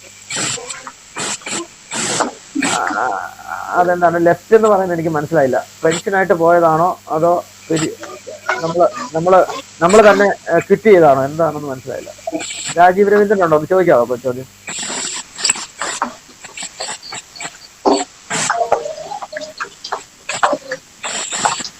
Sir ഈ school corpus invest share market, school corpus invest share market ആണോ എന്ന് ചോദിച്ചാൽ കൃത്യമായിട്ട് എനിക്ക് അറിയില്ല. School corpus invest comparatively ഞാൻ മനസ്സിലാക്കുന്ന comparatively share market ആണെങ്കിൽ പോലും കമ്പാരിറ്റീവ്ലി സ്റ്റേബിൾ ആയിട്ടുള്ള സ്ഥലങ്ങളായിരിക്കും. അത്രയും ഫ്ലക്ച്വേഷൻ അത്രയും ബാധിക്കാത്ത ഇതായിരിക്കും. അത് നമ്മുടെ ഇതിന് വരുന്ന എക്സ്ട്രാ ചെലവ് മാനേജ് ചെയ്യാൻ വേണ്ടിയുള്ള ഒരു സംഭവമാണ്. സാർ ഒരു സംശയം ചോദിച്ചോട്ടെ? പറഞ്ഞു സാർ, നമ്മൾ NPS ഓപ്റ്റ് ചെയ്യുകയാണെങ്കിൽ 100% നമ്മൾ കോർപ്പസ് അവിടെ തന്നെ ഇടുകയാണെങ്കിൽ നമ്മൾ റിട്ടയർ ആവുന്ന സമയത്ത് നമുക്ക് കയ്യിൽ എന്തെങ്കിലും കിട്ടുമോ, എന്തെങ്കിലും എമൗണ്ട്? അല്ല, NPS UPS ആണോ NPS ആണോ? NPS NPS ഓപ്റ്റ് ചെയ്ത് 100% അവിടെ തന്നെ ഇടുവാണെങ്കിൽ നമ്മുടെ പെൻഷൻ അതനുസരിച്ച് കൂടി വരും. ഞാൻ ആ ടേബിൾ വരച്ചില്ലേ? അതല്ല, പെൻഷൻ അല്ല, നമുക്ക് റിട്ടയർ ആവുന്ന സമയത്ത് എന്തെങ്കിലും കൈ കിട്ടുമോ? ലീവ് സറണ്ടർ, അങ്ങനെ ഗ്രാറ്റുറ്റി? ഞാൻ ആദ്യം തന്നെ പറയട്ടെ, ഞാൻ ആദ്യം പറഞ്ഞു തുടങ്ങിയത് അതാണ്. സ്ക്രീൻ ആദ്യത്തെ സ്ക്രീൻ 1 ഒന്നിടാവോ? 1 ഒന്നുകൂടെ ഇടുവോ? 1 സ്ക്രീനെ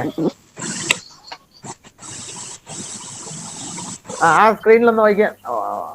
1 ഓക്കെ.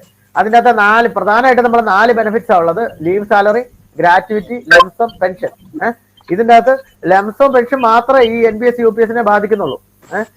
ലീവ് സാലറി, ഗ്രാറ്റുവിറ്റി ഒന്നും ഇതുമായിട്ട് ബന്ധപ്പെട്ട കാര്യമല്ല. അതല്ലാതെ തന്നെ എല്ലാവർക്കും കിട്ടുന്ന സംഭവമാണ്. ഇന്നലെ ഒരു പാസിനെ പറ്റി ഒരു ചോദ്യം ചോദിച്ചു. പാസ്സൊക്കെ പാസ് റൂളുമായിട്ട് ബന്ധപ്പെട്ട കാര്യമാണ്. UPS NPS ഓപ്റ്റ് ചെയ്യുന്ന കാര്യമല്ല. അത് എല്ലാവർക്കും ഉണ്ട്. ഓഫീസർക്ക് UPSർക്ക് എല്ലാവർക്കും അതിൽ പറയുന്ന കാര്യങ്ങൾ അനുസരിച്ച്, അതിൽ പറയുന്ന ഡേറ്റ് ഓഫ് അപ്പോയിന്റ്മെന്റ് അങ്ങനെയുള്ള കാര്യങ്ങൾ അനുസരിച്ചാണ്. ഇതുമായിട്ട് ഇതിനെപ്പറ്റി ആലോചിക്കേണ്ട. പിന്നെ ഇങ്ങനെ സംശയം വരാൻ കാരണം എന്താണെന്ന് ചോദിച്ചാൽ, ആദ്യകാലത്ത് NPSന് ഗ്രാറ്റുവിറ്റി ഇല്ലായിരുന്നു. പക്ഷെ ലീഗലി അവർ എലിജിബിൾ ആണ്. ഈ ഗ്രാറ്റുവിറ്റി എന്ന് പറയുന്നത് ആക്ച്വലി ഗ്രാറ്റുവിറ്റി ആക്ട് 1972 പ്രകാരമാണ് ഗ്രാറ്റുവിറ്റി കൊടുക്കുന്നത്. അത് സെൻട്രൽ ഗവൺമെന്റിന് മാത്രമുള്ള ഒരു സാധനമല്ല. ഗ്രാറ്റുവിറ്റി എന്ന് പറയുന്നത് ഇത്ര എംപ്ലോയീസിൽ കൂടുതൽ സർവീസിലുള്ള എല്ലാ കമ്പനികൾക്കും ഉള്ള ഒരു സംഭവമാണ്. ഗ്രാറ്റുവിറ്റി എന്ന് പറയുന്നത്. അപ്പോൾ അതന്ന് കൊടുക്കാതിരുന്നത് തെറ്റായിട്ടുള്ള ഒരു കാര്യമാണ്. അത്രയേ ഉള്ളൂ. അതുകൊണ്ടാണ് അത് ഗ്രാറ്റുവിറ്റി കാര്യം. അത് പിന്നീട് കിട്ടുകയും ചെയ്തു. സ്റ്റേറ്റിൽ ഇപ്പോഴും കൊടുക്കുന്നില്ല. അത് എനിക്കറിയില്ല. അത് ശരി, ഗ്രാറ്റുവിറ്റി എല്ലായിടത്തും എലിജിബിൾ. ഇതുമായിട്ട് ബന്ധപ്പെട്ട കാര്യമല്ല അത്. ആശ ഹാൻഡ് റൈസ് ചെയ്തിട്ടുണ്ട്. ആശ ചോദിച്ചു. സാർ, നമ്മളിപ്പം റിട്ടയർ ആവുന്ന സമയത്തെ UPSല് ഇപ്പം 60% നമുക്ക് വാങ്ങിക്കാൻ പറ്റുമല്ലോ? പറ്റും. അപ്പൊ ഈ 40% നമ്മൾ മരിച്ച ശേഷം നമ്മുടെ നോമിനിക്ക് കിട്ടുമോ? ഇല്ല, അതല്ല ഞാൻ പറഞ്ഞു. 40% അതാണ് UPSന്റെ നെഗറ്റീവ് ഫാക്ടറാണ്. 40% എന്ന് പറയുന്നത് ഒരിക്കലും കിട്ടത്തില്ല നിലവില്. അതായത് 60% നിങ്ങൾക്ക് വാങ്ങിക്കാം. നിങ്ങൾക്ക് കിട്ടുന്ന ബെനിഫിറ്റ് നിങ്ങൾക്ക് ഹൈ പെൻഷനാണ്. ഒരിക്കലും 40% അല്ല. മറ്റേതിന്റെ ഡബിളിൽ കൂടുതലുള്ള ഒരു പെൻഷൻ നിങ്ങൾക്ക് കിട്ടും. പക്ഷെ നിങ്ങൾ നേരത്തെ മരിച്ചുപോയാൽ നിങ്ങൾക്ക് നഷ്ടമാണ്. ബാക്കി എന്തെങ്കിലും കിട്ടുന്നുണ്ട് ഫാമിലി പെൻഷനാണ്. ആ ഫാമിലി പെൻഷൻ കിട്ടുന്നത് നിങ്ങളുടെ legally wedded spouse at the time of retirement. അയാൾക്ക് മാത്രം, വേറെ ആർക്കും ഇല്ല. അയാൾ മരിച്ചുപോയെങ്കിൽ തീർന്നു, പിന്നെ ഒന്നുമില്ലെന്ന് ഞാനിപ്പോ പറയുമ്പോ ഒന്നുമില്ല എന്നല്ല. ഇതിന് എന്തെങ്കിലുമൊക്കെ വരാൻ സാധ്യതയുണ്ട്. ഇപ്പോഴത്തെ നിലയിൽ ഒന്നുമില്ല. ഇപ്പോഴത്തെ ഈ 2 സർക്കുലർ പ്രകാരം ഒന്നുമില്ല. അതിന് ഇനിയും പല കാര്യത്തിനും ക്ലാരിഫിക്കേഷൻ വരുന്നുണ്ടോ എന്ന് അവർ പറയുന്നുണ്ട് കേട്ടോ. അപ്പൊ അത് വരുമ്പം ഇതെപ്പോഴും UPSന് പോസിറ്റീവായിട്ട് ഇനി വരത്തുള്ളൂ എല്ലാ കാര്യങ്ങളും. അപ്പം നമ്മള് മുമ്പോട്ട് പോകുമ്പോൾ NPS തന്നെ ഇപ്പൊ ഗ്രാറ്റുവിറ്റി ആദ്യം കൊടുക്കായിരുന്നു, പിന്നെ ഗ്രാറ്റുവിറ്റി കൊടുത്തു. അതൊക്കെ അല്ലാതെ തന്നെ എലിജിബിലിറ്റി ഉള്ളതാണ്.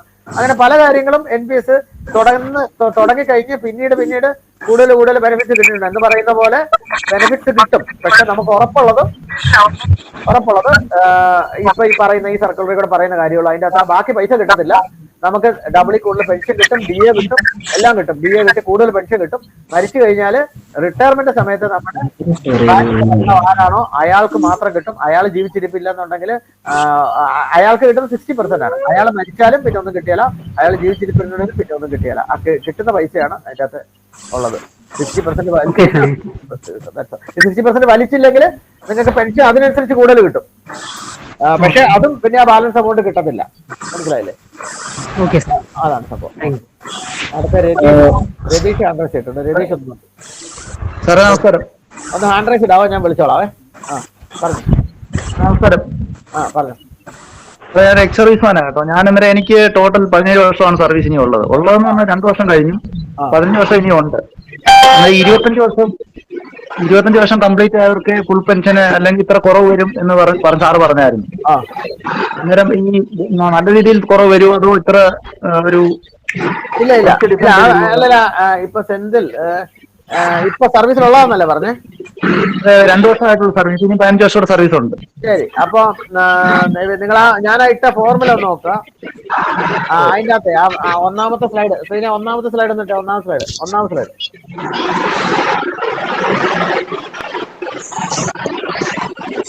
ഇതിന്റെ അകത്ത് എത്ര ആരൊന്ന് മ്യൂട്ട് ചെയ്യാവോ? ഞാൻ വിളിക്കാം, ഹാൻഡ് റൈസ് ചെയ്യാവോ? ഞാൻ ഓരോരുത്തരായിട്ട് വിളിക്കാവേ. ഇപ്പം ആശ സംസാരിച്ചു, ഇനി രതീഷാണ് അടുത്തത് ഞാൻ വിളിക്കാൻ പോകുന്നത്. ഇത് കഴിഞ്ഞിട്ട് നിങ്ങൾ ഒന്ന് ഹാൻഡ് റൈസ് ഇടുവോ, ഞാൻ വിളിച്ചോളാം. ബാക്കിയുള്ളവരൊന്ന് മ്യൂട്ട് ചെയ്യുവോ പ്ലീസ്. ഇപ്പൊ സെന്തിൽ ചോദിച്ച ചോദ്യത്തിന്റെ ഉത്തരാണ്. ഇതിന്റെ അകത്ത് ആ ഫോർമുല ഒന്ന് നോക്കിയാൽ ഇതിന്റെ അകത്ത് സ്ക്രീനെ ഒന്ന് മ്യൂട്ട് ചെയ്യും, ഒരുപാടെണ്ണം ഉണ്ട്. അപ്പൊ സ്ക്രീനിട് ഓക്കെ മ്യൂട്ട് ചെയ്തിട്ട് മതി. അപ്പൊ നിങ്ങൾ ആ ഒന്നാമത്തെ സ്ലൈഡ് ഒന്ന് നോക്കുക. അതിന്റെ അകത്ത് ആ ഫോർമുല ഉണ്ട്, P/2 × Q/300. അതായത് P/2 എന്ന് പറഞ്ഞാൽ നിങ്ങളുടെ അവസാനത്തെ ബേസിക്. സുമേഷ് ഒന്ന് മ്യൂട്ട് ചെയ്യോ സുമേഷ്? അപ്പൊ ആ P/2 എന്ന് പറഞ്ഞാൽ നിങ്ങളുടെ ലാസ്റ്റ്, നിങ്ങൾ റിട്ടയർ ആകുമ്പോഴുള്ള ലാസ്റ്റത്തെ ആവറേജ് ബേസിക് ആണ് ആ P/2. അതിന്റെ പകുതി നിങ്ങൾക്ക് കിട്ടും എന്നുള്ളതാണ്. അത് അതിന്റെ പകുതി കൂടാതെ നിങ്ങൾക്ക് പിന്നെയുള്ള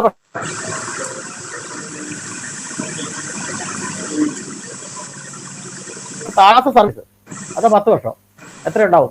അല്ല, മൊത്തം 17 വർഷം സാർ. മൊത്തം ഇപ്പൊ ഇനി 15 കൂടെ 17 അല്ലെ? അപ്പൊ 17 വർഷമാണെങ്കിൽ 17 × 12 ഇടണം. അതായത് 17/25 ഇട്ടാൽ മതി. Q/300 അവിടെ 17/25 ഇട്ടാൽ മതി. അപ്പം ഈ ഫുള്ളിനെ 17/25 കൊണ്ട് കുടിക്കണം, അത്രയും നിങ്ങൾക്ക് കുറയും. മനസ്സിലായോ? ഓക്കെ. അതായത് 32% അവിടെ കുറയും ഏകദേശം, കേട്ടോ. അതായത് 68% ഒക്കെ കിട്ടുള്ളൂ അതിന്റെ. അതാ സർവീസ് കുറയുന്നതനുസരിച്ച് അങ്ങനെ കുറഞ്ഞുകൊണ്ടിരിക്കും നമ്മുടെ പെൻഷന്റെ. അതിനാണ് Q/300 ഇട്ടേക്കുന്നത്. മനസ്സിലായോ? അപ്പൊ പിന്നെ അത് വെച്ച് ബാക്കി കാൽക്കുലേറ്റ് ചെയ്യും. അങ്ങനെ നോക്കുമ്പോൾ നിങ്ങളുടെ P/2 × Q/300 കാൽക്കുലേറ്റ് ചെയ്യുമ്പോൾ അത് 10,000 താഴെ ആണെങ്കിൽ നിങ്ങൾക്ക് 10,000 തരും അവിടെ. എന്നിട്ട് ആ പെൻഷൻ കാൽക്കുലേറ്റ് ചെയ്യും. നിങ്ങൾ റിട്ടയർ ആകുമ്പോൾ ബേസിക് വെച്ചിട്ടാണ് ചെയ്യുന്നത്, കേട്ടോ. ഓക്കെ, അടുത്തത് രതീഷാണ് സാർ ഇപ്പോൾ സംസാരിച്ചത്. ആണ്. ഓക്കെ, അടുത്തത് അഭിലാഷ് മനു.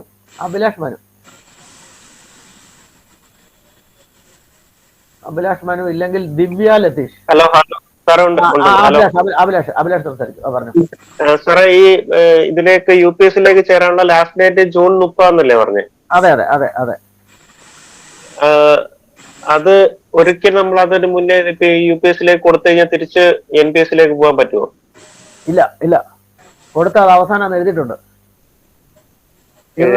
തിരിച്ചു വരാൻ പറ്റാത്ത. ഈ ജൂൺ 30 എന്ന് പറയുന്നത് നമ്മളിപ്പം ഇനി എനിക്കൊരു 18 കൊല്ലം സർവീസ് ഉണ്ട്. അപ്പം ഇത് ഇനി നീട്ടി പോവോ? ഇനി അത് രാഷ്ട്രീയപരമായ തീരുമാനം. നീട്ടാൻ സാധ്യതയുണ്ട്.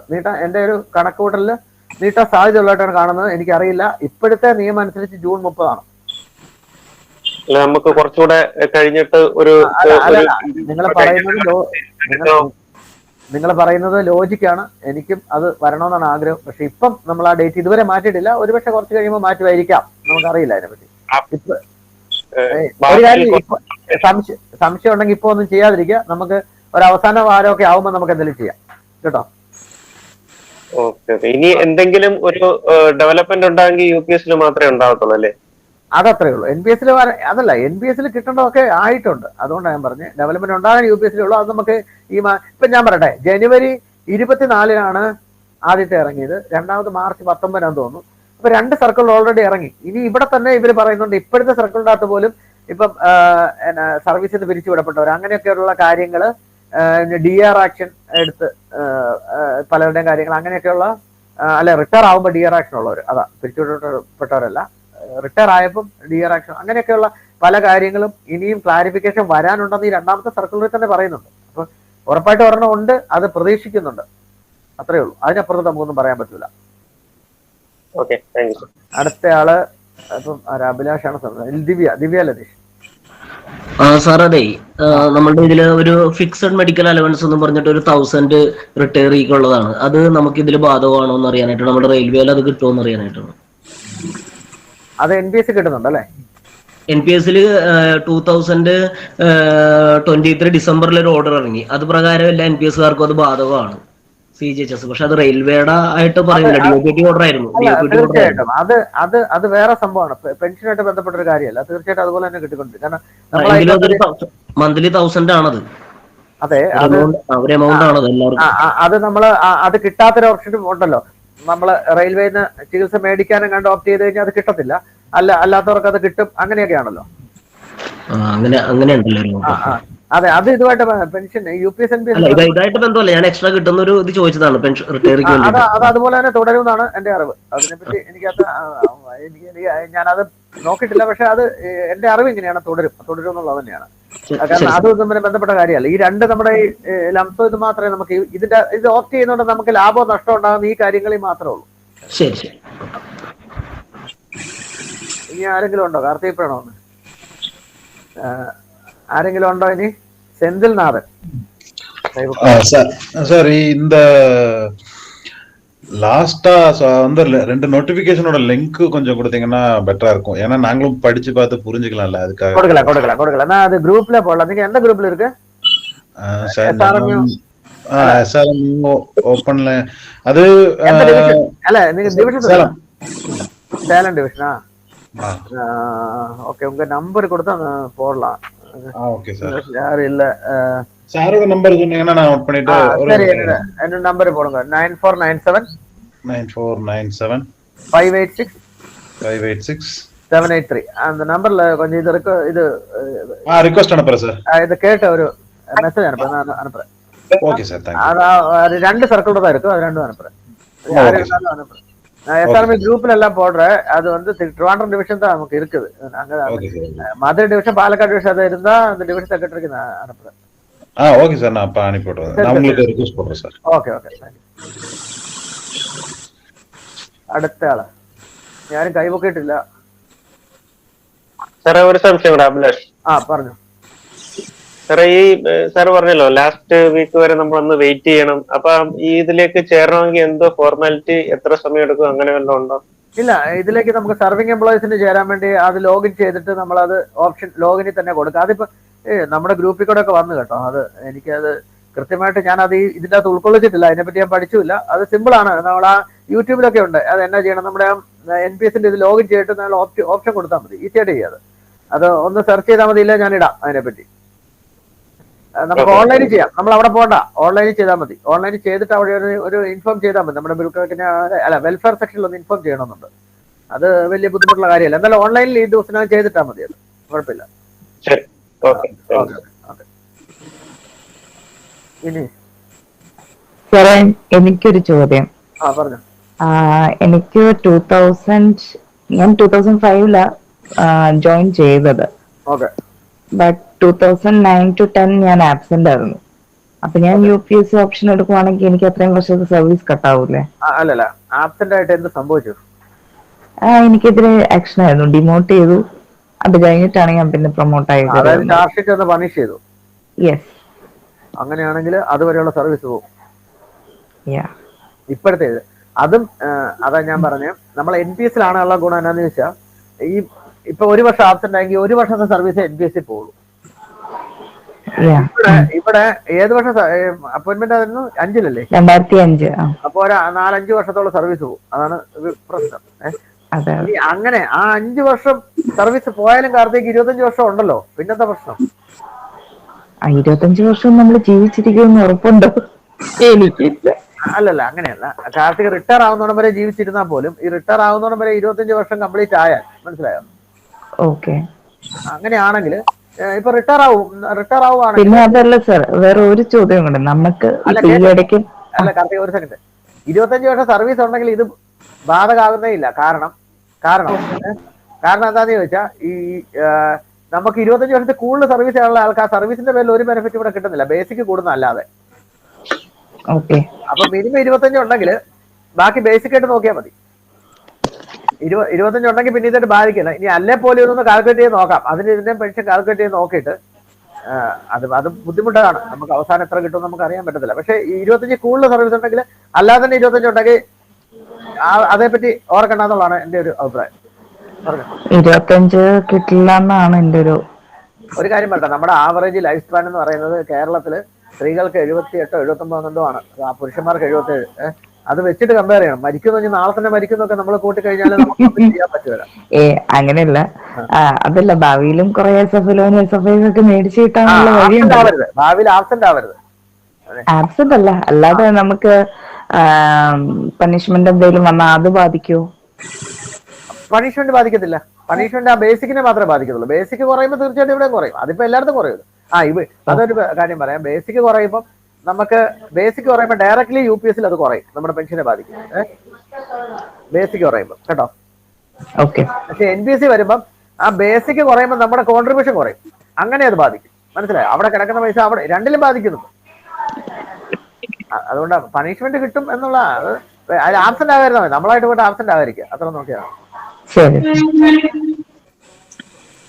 ഇനി ആരാ തന്നെ ശ്യാമുണ്ടോ?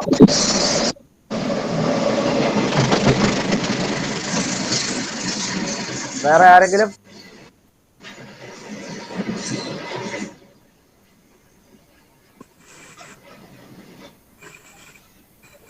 ശ്യാം അൺമ്യൂട്ട് ആക്കിയിട്ടുണ്ട്. ചോദിക്കാനുണ്ടോ? ചോദിക്കാം. വേറെ അതെനിക്ക് തോന്നുന്നു അറിയാതായി. Hello sir. അനൂഷ ചോദിച്ചു. സാർ, ഞാൻ ഇപ്പോഴാണ് ജോയിൻ ചെയ്തത്. 2021 ജോയിൻ ചെയ്തത്. ഓക്കെ. അല്ല, സോറി, ഈ മീറ്റിൽ ഇപ്പൊ ജോയിൻ ചെയ്യുന്നതാണോ? 2000 മീറ്റിലും ഇപ്പോഴാണ് ജോയിൻ ചെയ്തത്. ഞാൻ 2021 ജോയിൻ ചെയ്തത് സർവീസില്. അപ്പൊ എനിക്ക് ഏത് എടുക്കുന്നതായിരിക്കും നന്നാവാ? അതാണ് അത് നമ്മൾ ഇതുപോലെ ഇവിടെ പറഞ്ഞു പോകുന്നത്. അതാണ് ഇപ്പൊ സിമ്പിൾ ആയിട്ട് പറയണ ഇത്രയേ ഉള്ളൂ. മരിച്ചു നമ്മള് നല്ല പെൻഷൻ വാങ്ങി ജീവിക്കണം എന്നാണ് ആഗ്രഹമെങ്കിൽ UPS ആണ്. മരിച്ചു കഴിഞ്ഞ് പൈസ കിട്ടണമെന്നുണ്ടെങ്കിൽ NPS ആണ്. അത്രേ പറയാൻ പറ്റുള്ളൂ ഷോർട്ട്. കാരണം നമുക്ക് UPS ഓപ്റ്റ് ചെയ്ത് കഴിഞ്ഞാൽ നമുക്ക് വിഡ്രോവലൊക്കെ സെയിം ആണ് രണ്ടിലും. ഏറെക്കുറെ ഒരേ എമൗണ്ട്. UPS ഓപ്റ്റ് ചെയ്താൽ നമുക്ക് നല്ല പെൻഷൻ കിട്ടും. NPS ഓപ്റ്റ് ചെയ്താൽ പെൻഷൻ കുറവായിരിക്കും. പക്ഷെ NPS ആകുമ്പോൾ മരിച്ചു കഴിഞ്ഞാൽ നമുക്ക് ബാക്കിയുള്ള പൈസ മുഴുവൻ നമ്മുടെ നോമിനിക്ക് കിട്ടും. UPS ആണ് മരിച്ചു കഴിഞ്ഞാൽ മരിക്കുമ്പോൾ നമ്മുടെ റിട്ടയർ ആകുമ്പോൾ ഉള്ള നമ്മുടെ ഭാര്യയല്ല ഭർത്താവിന് മാത്രമേ ഫാമിലി പെൻഷൻ കിട്ടുള്ളൂ. ഫാമിലി പെൻഷൻ അല്ലാതെ വേറെ ഒന്നും കിട്ടത്തുമില്ല. ഫാമിലി പെൻഷൻ എന്ന് പറഞ്ഞാൽ 60% കിട്ടത്തുള്ളൂ നമ്മുടെ പെൻഷന്റെ. അതായത് അവിടെ വെച്ചിരിക്കുന്ന തുക പിന്നെ UPS തിരിച്ചു കിട്ടില്ല. പക്ഷെ പെൻഷൻ എന്ന് പറയുന്ന ഇരട്ടി കൂടുതൽ നമുക്ക് കിട്ടിക്കൊണ്ടിരിക്കും. DA അനുസരിച്ച് കൂടിക്കൊണ്ടിരിക്കും. ചുരുക്കം പറഞ്ഞ ഒരു 75 വയസ്സ് മേലെ ജീവിക്കുവാണെങ്കിൽ പൈസയുടെ രീതി നോക്കിയാൽ UPS ലാഭമായിരിക്കും. ഒരു 70 വയസ്സ് താഴെ ആണെങ്കിൽ അവസാനം കിട്ടുന്ന പൈസ കണക്കാക്കിയാൽ NPS ആയിരിക്കും ലാഭം. അങ്ങനെ നമുക്ക് പറയാൻ പറ്റുള്ളൂ. ബാക്കി നിങ്ങൾ കാൽക്കുലേറ്റ് ചെയ്യേണ്ടതാണ്. അതാണ് ഇത്രയും പറഞ്ഞതിന്റെ ഇതിവൃത്തം.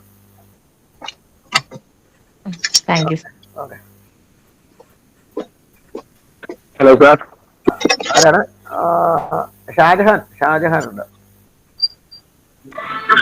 അല്ല സാർ, ഞാൻ വിട്ടുകൊള്ളു. അത് എന്റെ ചോദ്യം അനുസ ചോദിച്ചിട്ടുണ്ടായിരുന്നു. അപ്പൊ എനിക്കതൊരു ഡൗട്ട് ഉണ്ടായിരുന്നു. അത് അനുസ ചോദിച്ചപ്പോ അത് ക്ലിയർ ആയി. Okay sir, thank U. അത് ക്ലാസ്സിനകത്ത് ഞാൻ പറഞ്ഞ കാര്യങ്ങൾ തന്നെയാണ്. ഷോർട്ടായിട്ട് ഞാൻ പറഞ്ഞതേ ഉള്ളൂ. Okay, thank you sir. അതിൽ ഒരു ചുരുക്കത്തിൽ ഒരു ചോദ്യം ചോദിച്ചത്, അത് അനുസ പെട്ടെന്ന് ചോദിച്ചു പോയി. അതാണ് എന്റെ ചോദ്യമായിരുന്നു. Okay, thank you sir, thank you. Shahjahan sir, ഷാജഹാനാണ് സംസാരിച്ചത്. അടുത്ത് വേറൊരാളോ കൈപൊക്കിയേ? ഓക്കെ, അടുത്തത് അനൂപ് GS.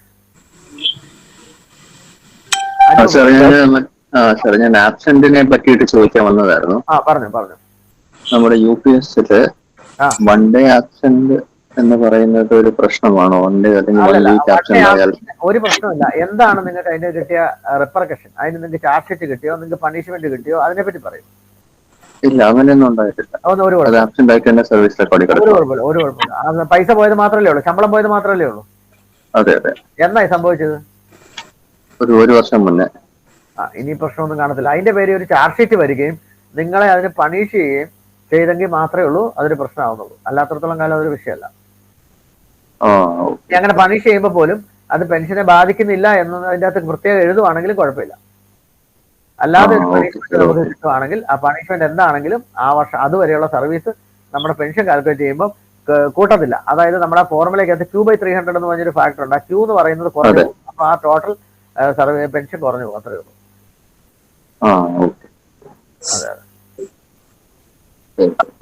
ഓക്കെ. രാജീവ് രവീന്ദ്രൻ 2023 ശേഷം ജോയിൻ ചെയ്യുകയും 15 വർഷത്തേക്ക് താഴെ സർവീസ് ഉള്ളവർക്ക് ഏതാണ് നല്ലത് എന്നാണ് ചോദിച്ചേക്കുന്നത്. അങ്ങനെ നമുക്ക് പറയാൻ പറ്റില്ല. ഞാൻ പറഞ്ഞല്ലോ അതിന്റെ ബേസിക്കും ഇതെല്ലാം നോക്കിയാലേ നമുക്ക് പറയാൻ പറ്റുള്ളൂ. അത് അവരുടെ പ്രിഫറൻസും വേണം. ഞാനിപ്പോൾ പറഞ്ഞല്ലോ പ്രധാനമായിട്ടും അവരുടെ പെൻഷൻ ആണോ അവർ പ്രിഫർ ചെയ്യുന്നെങ്കിൽ UPS ആണോ നല്ലത്. കുറഞ്ഞ സർവീസ് ആകുമ്പോൾ തീർച്ചയായിട്ടും അവർക്ക് മിനിമം പെൻഷൻ ബാധകമാണ്. 10,000 രൂപ ബേസിക് വെച്ചിട്ട് 15,000 രൂപ ചിലവാണ് ഇപ്പോൾ പെൻഷൻ കിട്ടിക്കൊണ്ടിരിക്കും. അതിൽ നിന്ന് പിൻവലിച്ചാൽ എമൗണ്ട് പിൻവലിച്ചാൽ നമുക്ക് 6,200 രൂപ ആ റേഞ്ചിൽ കിട്ടും. നല്ല എമൗണ്ട്. മറ്റിടത്ത് തീരെ കുറവായിരിക്കും. അപ്പോൾ പെൻഷനാണ് നിങ്ങൾ ഓപ്റ്റ് ചെയ്യുന്നെങ്കിൽ നിങ്ങൾക്ക് UPS ആണ് എന്നേ പറയാൻ പറ്റുള്ളൂ. അടുത്തത് ഹാൻഡ് റൈസിങ് ആരൊക്കെയാണെങ്കിലും ഉണ്ടോ ഇനി? സാർ ഇന്നൊരു ചോദ്യം കൂടെ ചോദിച്ചോട്ടെ? ചോദിച്ചു. സാർ ഇപ്പോ ഞാൻ OPS 2003 എനിക്ക് മെഡിക്കൽ കഴിഞ്ഞിട്ട് ഞാൻ ജോയിൻ ചെയ്ത് 2004 ഏപ്രിലാണ്. പക്ഷെ ഞാൻ ഓഫീസിലേക്ക് മാറി. പക്ഷെ എന്റെ പൈസ ഫുള്ളും അവർ എത്ര കിടക്കുന്നു എല്ലാം പറയുകയും ചെയ്തു, എല്ലാം ഓക്കെ. പക്ഷെ ആ പൈസ ഇന്ന് എന്റെ PF കൺവേർട്ട് ചെയ്തിട്ടില്ല. ഇന്ന് നാളെ അവർ പറഞ്ഞുകൊണ്ടേ ഇരിപ്പുണ്ട്. അതിന് നമ്മളൊരു ഇപ്പൊ ഏറ്റവും എഫക്റ്റീവായിട്ട് ചെയ്യാൻ പറ്റുന്ന ഒരു കാര്യം എന്ന് പറഞ്ഞാൽ നിങ്ങളുടെ ഗ്രീവൻസ് ചെയ്യാനാണ്. അതായത് HRMS പോർട്ടലില്ലേ, HRMS പോർട്ടൽ, അതിൽ ലോഗിൻ ചെയ്ത് ഗ്രീവൻസ് എന്നൊരു ഓപ്ഷൻ ഉണ്ട്. ഗ്രീവൻസിലെടുത്ത് ഈ കാര്യം എഴുതിയിടും. അവരെന്തെങ്കിലും പറയും, മറുപടി പറയും. അങ്ങനെ നമുക്ക് ചെയ്യിക്കാൻ പറ്റത്തുള്ളൂ. എന്നിട്ട് ഇത് ഇങ്ങനെ ചെയ്തിട്ടില്ല, എത്രയും ചെയ്യണമെന്ന് പറയും. അപ്പൊ DP ഒരു മറുപടി പറയും. അപ്പൊ ചെയ്തില്ല നമുക്ക് അങ്ങനെയൊന്നും, അതാ ഏറ്റവും എഫക്റ്റീവ്. അവര് മറുപടി പറയാതിരിക്കത്തില്ല. അങ്ങനെ അത് ചെയ്യും കേട്ടോ.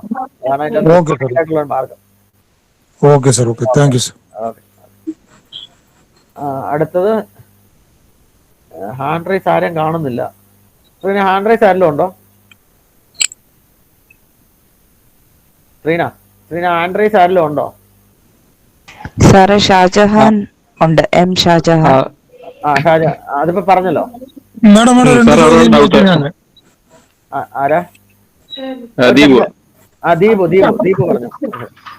അതായത് ഇപ്പൊ നമ്മൾ NPS ഓപ്റ്റ് ചെയ്താല് ഫ്യൂച്ചറില് UPS എന്തെങ്കിലും പുതിയ ഓർഡർ വരികയാണെങ്കിൽ നമുക്ക് വീണ്ടും ഓപ്ഷൻ വരുമോ NPSകാർക്ക്? ഇപ്പം അതിനൊക്കെ സാധ്യതയുണ്ട്. നമുക്കിപ്പോ ഒന്നും പറയാൻ പറ്റത്തില്ല ദീപു. കാരണം അതൊക്കെ ഇൻ ഫ്യൂച്ചർ ഒരുപാട് കാര്യങ്ങൾ. എന്താണേലും ഒരു കാര്യമുണ്ട്, ഇപ്പം നമ്മൾ ഓപ്റ്റ് ചെയ്തു എന്ന് വെക്കുക.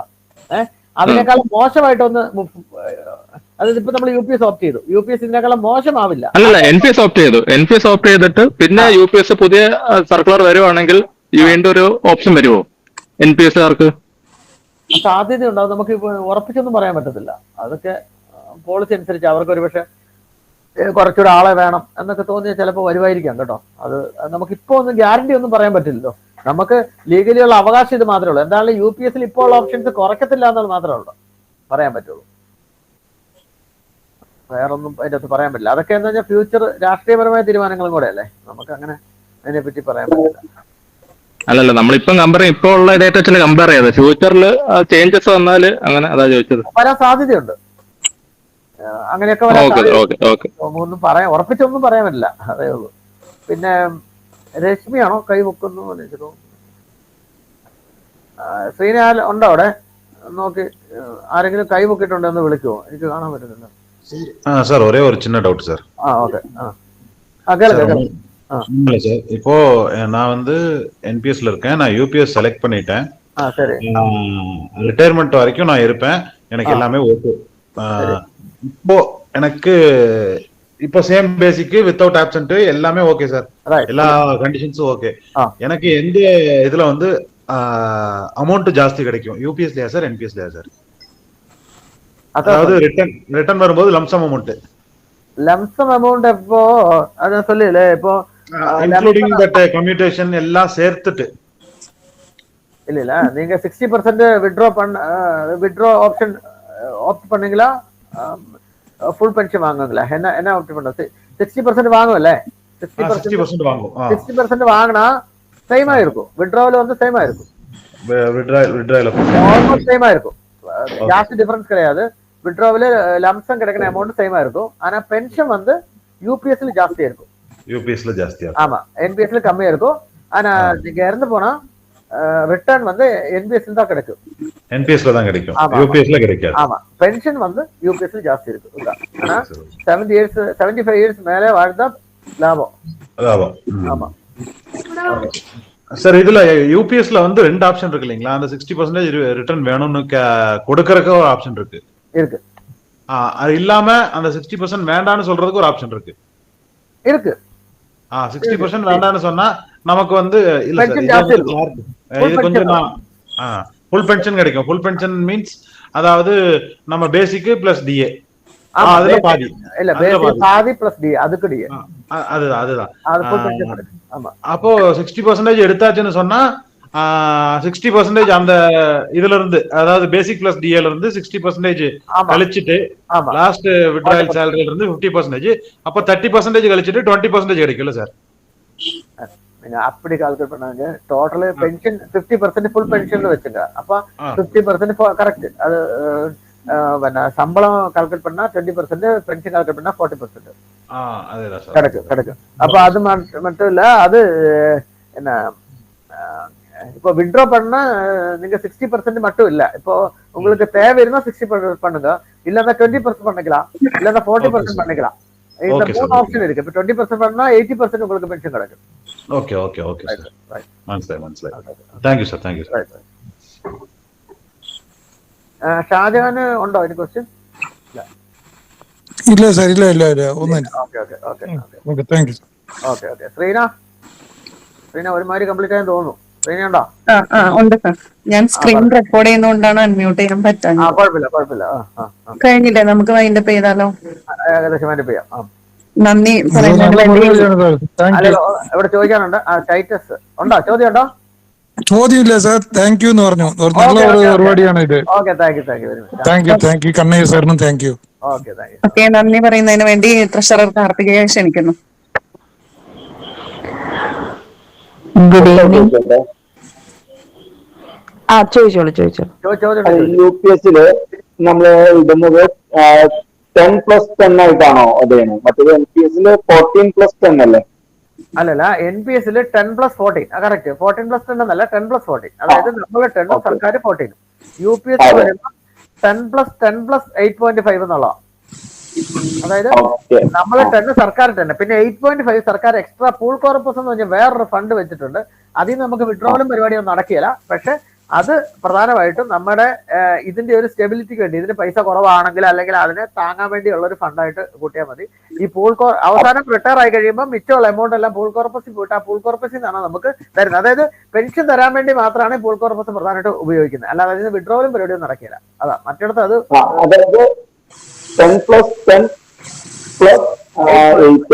8.5. അപ്പൊ ഈ 10+10-ൽ നിന്നായിരിക്കും നമുക്ക് വിഡ്രോ ചെയ്യാൻ പറ്റുള്ളൂ. അതെ, വിഡ്രോ ചെയ്യാൻ പറ്റുള്ളൂ. ഫൈനൽ വിഡ്രോവലും 10+10 പറ്റുള്ളൂ. അതേസമയം NPS എന്ന് പറയുന്നത് 10+14 തന്നെ നമുക്ക് ഫൈനൽ വിഡ്രോവൽ ചെയ്യാം. UPS-ൽ വന്ന് ഇതൊന്നും കൂടാതെ ഒരു എക്സ്ട്രാ ലംസ് എമൗണ്ട് ഉള്ളത് കൊണ്ട് ഈ 60% രണ്ട് സ്ഥലത്തും ഏകദേശം ഒരുപോലെയായിട്ട് വരും വിഡ്രോവൽ. മാഷെ, എനിക്കൊരു സംശയം. അല്ല, എന്താന്നറിയോ, അന്ന് ഞാൻ ചോദിച്ചതാണ് മാഷോട്, എനിക്കങ്ങോട്ട് ക്ലിയർ ആയില്ല.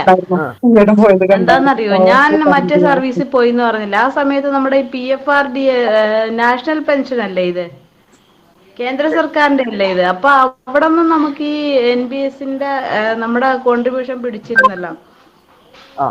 എങ്ങനെ എനിക്ക് സർവീസ് ബ്രേക്ക് ആവും മാഷെ? അത് എനിക്കത് അല്ലല്ല, അത് നമ്മൾ അവിടെ പോയതിന് നമുക്കൊരു SFI തന്നിട്ടുണ്ട്. ആ SFI-ന് നമുക്ക് പണിഷ്മെന്റും തന്നു അല്ലേ? അപ്പൊ അത് ആബ്സെന്റ് ആയിട്ട് നമുക്ക് ആബ്സെന്റ് അല്ലേ SFI തന്നെ? അല്ല മാഷെ, ഞാൻ ചോദിക്കുന്നത് ഈ നമ്മുടെ നാഷണൽ പെൻഷൻ സിസ്റ്റം തന്നെ കേന്ദ്ര സർക്കാരിന്റെ അല്ലേ? ഞാൻ അങ്ങോട്ട് പോയപ്പോഴും എനിക്ക് ഇതിന്റെ ഈ കോൺട്രിബ്യൂഷൻ പിടിച്ചല്ലേ പോയത്. അതാണ് എനിക്കൊരു സംശയം. അതെന്താന്ന് വെച്ചാൽ പിടിച്ചെങ്കിൽ അത് അതിന്റെ IC-ൽ പോയി ചേർന്നോളും. നമ്മുടെ IC-ൽ വന്നോളും, ഓട്ടോമാറ്റിക്കലി വന്നോളും. മനസ്സിലായില്ലേ? അപ്പൊ ഞാൻ ചോദിക്കണേ, ഈ അവിടെ പോയപ്പോ എനിക്ക് സർവീസ് ബ്രേക്ക് എന്നായിട്ടാണ് ഇവിടെ നമ്മുടെ റെയിൽവേയില് അക്കൗണ്ട് ഇല്ലേ, അങ്ങോട്ട് പോയപ്പോ മുതലുള്ള സർവീസ് ബ്രേക്ക് 9 മാസം. പക്ഷെ അവിടെ ഞാൻ ജോലി ചെയ്തത്രയും നാളും എനിക്ക് ഈ കോൺട്രിബ്യൂഷൻ, നമ്മുടെ കോൺട്രിബ്യൂഷൻ എടുത്തിട്ടുണ്ട്. അപ്പൊ കണ്ടിന്യൂസ് അതിന് കണ്ടിന്യൂറ്റി കിട്ടിയിട്ടുണ്ട്. ഏതോ 2 മാസം മാത്രം അതിന്റെ അകത്ത് ഇപ്പൊ നമ്മൾ ആ ഫോർമുല എഴുതിയില്ലേ, IC, അതായത് നമ്മുടെ ഇവിടുത്തെ തുക ടോട്ടൽ എമൗണ്ടിൽ അത് ബാധിക്കും. അത് സാലറിക്ക് ബെനിഫിറ്റ് ആയിട്ട് വരും. മനസ്സിലായോ? അതായത് ഞാൻ ചോദിക്കണേ, എന്റെ ഇപ്പൊ മാഷ് പറഞ്ഞ കണക്കിനാണെങ്കിൽ ഇവിടെ റീജോയിൻ ചെയ്തപ്പോ മുതലുള്ള സർവീസ് ആണോ ഒരു കൂട്ടുള്ളൂ? എനിക്ക് അതാണ് ഒരു സംശയം. അത് കേക്ക് മുഴുവൻ കേക്ക്. അതായത് ഷാഹിനന്റെ പെൻഷന്റെ ബേസിക് UPSC കണ്ടുപിടിക്കുമ്പം ഞാൻ ശ്രീന ഒന്നുകൂടെ സ്ലൈഡ് 1 എന്നിട്ടേ. ഞാൻ എടുത്തിട്ടുണ്ട്, ഞാൻ സ്ക്രീൻഷോട്ട് എടുത്തിട്ടുണ്ട്. ശരി, അങ്ങനെയാണെങ്കിൽ P/2 × Q/300 തന്നെ സ്ലൈഡ് 1 അവിടെ കിടപ്പുണ്ട്. ആ ഫോർമുല നോക്കിയേ. P/2 × Q/300 × IC/BC. ഇത് ആദ്യം P/2 × Q/300 മാറ്റി വെച്ചു. ബാക്കി IC/BC കണ്ടോ? കണ്ടു. ഈ IC-യിൽ ആ പൈസ എല്ലാം കേറും, മനസ്സിലായോ? ഈ IC കൂടി വരും. അപ്പൊ ഈ IC ഇനി പിന്നെ സർവീസ് എത്ര, നമുക്കിപ്പോ ഷൈനന്റെ ടോട്ടൽ സർവീസ് കാണും. ആ സർവീസിൽ എത്ര വേണമെന്നുള്ളതാണ് BC. അപ്പൊ IC ഒരുപക്ഷെ സർവീസ് കുറച്ചാണ് എടുക്കുന്നെങ്കിൽ IC അതിൽ കൂടുവാണെങ്കിൽ ബാക്കി പൈസ കൈ തരും. അല്ലെ IC നമുക്ക് Q എന്ന് പറയുന്നത് താഴെ വരും, മനസ്സിലായോ? ഇപ്പുറത്തെ Q എന്ന് പറയുന്നത് തിരിച്ച് ജോയിൻ ചെയ്ത് കഴിഞ്ഞുള്ളത് കൂട്ടുള്ളൂ. ഇതാണ് വ്യത്യാസം. ശരി മാഷെ, ഓക്കെ, താങ്ക് യു. അടുത്ത ഉണ്ടോ? ആരെങ്കിലും ഉണ്ടോ? ഇല്ല. അപ്പൊ എന്നോട് 1-2 DRE-ക്കാര് ചോദിച്ചായിരുന്നു. ഞാൻ പറഞ്ഞ നിങ്ങളെ ഗ്രൂപ്പിൽ ചേർക്കട്ടെ എന്ന് അത് വേണ്ടെന്ന്. അല്ലാണ്ട് എന്നോട് സംശയം ചോദിച്ചു. ഞാൻ പറഞ്ഞ മാഷിന്റെ നമ്പറിൽ വിളിച്ചു ചോദിച്ചോളാം പറഞ്ഞു. നേരിട്ട് പോയി പറഞ്ഞു കൊടുത്തു. അപ്പൊ നമുക്ക് തറവാവും. അടുത്ത ക്ലാസ് നടത്താം. അല്ല, അത് ശരിയല്ലല്ലോ. ഒരുമാതിരി ആ വെള്ളത്തിൽ ചവിട്ടിക്കൊണ്ട് ഇവിടുത്തെ വിശേഷം അറിയേണ്ട കാര്യമൊന്നുമില്ല. വേണമെങ്കിൽ എനിക്ക് ഇത്തിരി കുഴപ്പമുണ്ട്. 2 വെള്ളത്തിൽ കാലി ചോട്ടണം മാഷ്. ഏതെങ്കിലും ഒരു വെള്ളത്തിൽ ചോട്ടേ, ഇല്ല ഈ വെള്ളത്തിൽ പോകുമാര്. അല്ലെങ്കിൽ തന്നെ ഇത്തിരി ചൊറിച്ചിട്ട് കൂടിയ ടീമുകളാ. ഞാൻ പറഞ്ഞു ഞാൻ ഗൂഗിൾ മീറ്റിന്റെ ഇതിട്ട് തരാന്ന് പറഞ്ഞു. അല്ല, ഇതിനൊരു മറുപടി നിങ്ങൾ പറഞ്ഞാൽ ഞാൻ എനിക്കിപ്പോ സൗകര്യമില്ലെന്ന്. അല്ല, ഇതിപ്പോ ഷാഹിനന്റെ പ്രശ്നമല്ലേ ഇത്? ഈ വിഷയം ഷാഹിനന്റെ വിഷയമല്ലേ ഇത്? അല്ല, ഇതെന്റെ പ്രശ്നം ചേച്ചി. ഞാൻ പറഞ്ഞ വേറെ അല്ല, അതാ പറഞ്ഞ അതിപ്പോ അവർക്ക് അങ്ങനെ ഒരു കമ്പയർ വേറെ ആർക്കും അങ്ങനെ ഒരു പ്രശ്നമുണ്ടോ? അത് ഇതധികം വിഷയം ഉണ്ടാകുന്ന ഒരു കേസല്ല. ഞാനൊരു കാര്യം ചെയ്യാം, മാഷിന്റെ നമ്പർ അവർക്ക് കൊടുക്കാം. അവർക്ക് വേണമെങ്കിൽ വിളിച്ചു ചോദിക്കാം. ശരി, വിളിക്കണ്ട. വോയിസ് ക്ലിപ്പ് ഇട്ടാൽ ഞാൻ മറുപടി ഇട്ടോളാം. ശരി ശരി, okay okay okay. Karthika. Okay. ഇന്നത്തെ ക്ലാസ് എല്ലാവർക്കും ഉപകാരപ്രദമായി എന്ന് കരുതുന്നു. NPS UPS വിഷയത്തെ കുറിച്ച് ഇത്രയും അധികാരികമായി ജീവനക്കാർക്ക് വേണ്ടി ക്ലാസ് എടുത്ത അനൂപ് സാറിന് നന്ദി. ഈ ക്ലാസ്സിൽ പങ്കെടുത്ത DS, DP, മറ്റ് ഭാരവാഹികൾക്കും പ്രവർത്തകർക്കും ജീവനക്കാർക്കും SRMU കോട്ടയം ബ്രാഞ്ചിന്റെ നന്ദി. Karthika, treasurer. Thank you so much. ഒരു സംശയം കൂടി മാഷോട് ചോദിച്ചോട്ടെ. മാഷെ, ഈ ജൂൺ 1 മുമ്പ് നമ്മളെ ഇത് ആപ്ലിക്കേഷൻ കൊടുക്കുകയാണോ ചെയ്യണം? അതേ മറ്റേ നമ്മുടെ ഇതിന്റെ NPS-ന്റെ ഒരു ആപ്പ് ഉണ്ടല്ലോ, അതിനകത്ത് നമ്മൾ ചെയ്താൽ മതി അല്ലേ? ജൂൺ 1 അല്ല, ജൂൺ 30. അതുപോലെ തന്നെ കൊടുക്കേണ്ടത് ഓൺലൈനിൽ ചെയ്താൽ മതി. നമുക്ക് മാനുവൽ ആയിട്ട് വേണം ചെയ്യാം. അതിന്റെ അകത്ത് കുറച്ച് ഫോം ഒക്കെ ഉണ്ട്. അതിന്റെ പോകണ്ട, സർവീസിൽ ഇരിക്കുന്നത് ഓൺലൈൻ ചെയ്യും. ഓക്കെ. ആ NPS-ന്റെ ഒരു ആപ്പിലല്ലേ മാഷെ ചെയ്യാൻ? നമ്മുടെ അതെ, അതിൽ ലോഗിൻ ചെയ്തിട്ട് ചെയ്യാം. എനിക്ക് അതിനെപ്പറ്റി ഞാൻ അതൊന്നും നോക്കിയിട്ടില്ല. എന്താണെങ്കിലും അല്ല, നമ്മുടെ ഗ്രൂപ്പിലൊക്കെ ഒരു യൂട്യൂബിന്റെ ഒരു ലിങ്ക് ഉണ്ട്. അത് എങ്ങനെയാ ചെയ്യുന്നെന്നും പറഞ്ഞ് അതൊന്ന് നോക്കി കഴിഞ്ഞാൽ നോക്കി ചെയ്യാവുന്നുള്ളൂ. ശരി. ഓക്കെ. മാഷ്, താങ്ക് യു. ബാക്കി ശ്രീന ഒന്ന് കൺക്ലൂഡ് ചെയ്തു.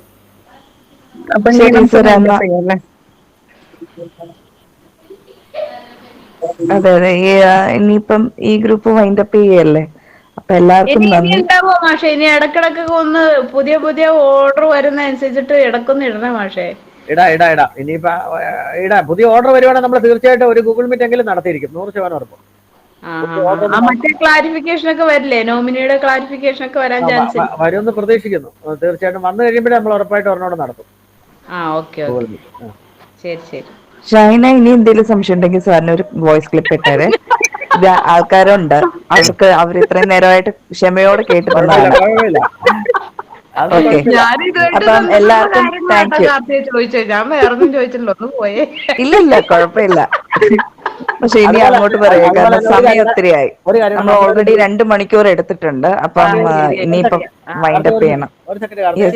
നമ്മുടെ ഒരു ഗ്രൂപ്പ് ഉണ്ട് NPS UPS. പരമാവധി ആൾക്കാരെ ആഡ് ചെയ്യുക. നമ്മളത് നമ്പർ നമുക്ക് ആഡ് ചെയ്യാൻ പറ്റും. അപ്പോൾ അതിൽ ചേർന്ന് കഴിഞ്ഞാൽ എല്ലാവരും പൊതുവായിട്ട് വോയിസ് ക്ലിപ്പ് ഇട്ടാൽ നമുക്കത് എല്ലാവർക്കും ബെനിഫിറ്റിലായിട്ട് നമുക്ക് ആൻസർ പറയാൻ പറ്റും. അതിലുള്ളവർ തീർച്ചയായിട്ടും അതിൽ ഒരു പൊതുവായിട്ട് ഇടുക. എനിക്ക് പേഴ്സണൽ അയക്കുന്നതിനേക്കാളും നല്ല അതിലിടുക. എല്ലാവരോടും റിക്വസ്റ്റ് പിന്നെ അതിലുള്ള വീഡിയോ സ്ക്രീൻ റെക്കോർഡ് ചെയ്തിട്ടുണ്ട്. അത് സക്സസ് ആയിട്ടുണ്ടാവും എന്ന് വിചാരിക്കണം. അങ്ങനെയാണെങ്കിൽ അതും ഇടാം നമുക്ക്. തീർച്ചയായിട്ടും അതിട്ടിട്ട് അത് വേണമെങ്കിൽ നമ്മുടെ ഫേസ്ബുക്കിൽ എവിടെയെങ്കിലും ഒന്ന് കയറ്റി കഴിഞ്ഞാൽ നമുക്ക് അതിന്റെ ലിങ്ക് ഇട്ട് കൊടുത്താൽ മതി. പിന്നെ ലെങ്ത് കൂടുതലാണ്. അപ്പം കുഴപ്പമില്ല. പിന്നെ അത് നമ്മുടെ ഫേസ്ബുക്കിൽ ഞാൻ എന്റെ ഇതിൽ കയറ്റിക്കോളാം. എനിക്ക് എങ്ങനെയും അയച്ചു തരാൻ പറ്റുമെങ്കിൽ അല്ലെ ടെലഗ്രാമിൽ അയക്കാൻ പറ്റും. ടെലഗ്രാമിൽ അയക്കാം. ടെലഗ്രാമിൽ അയച്ചാൽ ഞാൻ എന്റെ ഫേസ്ബുക്കിൽ കയറ്റാം. കയറ്റി കഴിഞ്ഞാൽ പിന്നെ അതിന്റെ ലിങ്ക് കൊടുത്താൽ മതി. പിന്നെ ആരും ഡൗൺലോഡ് ചെയ്യാൻ പോകണ്ട. ശരി സാർ. ശരി ശരി ശരി ശരി. Okay okay. Thank you sir.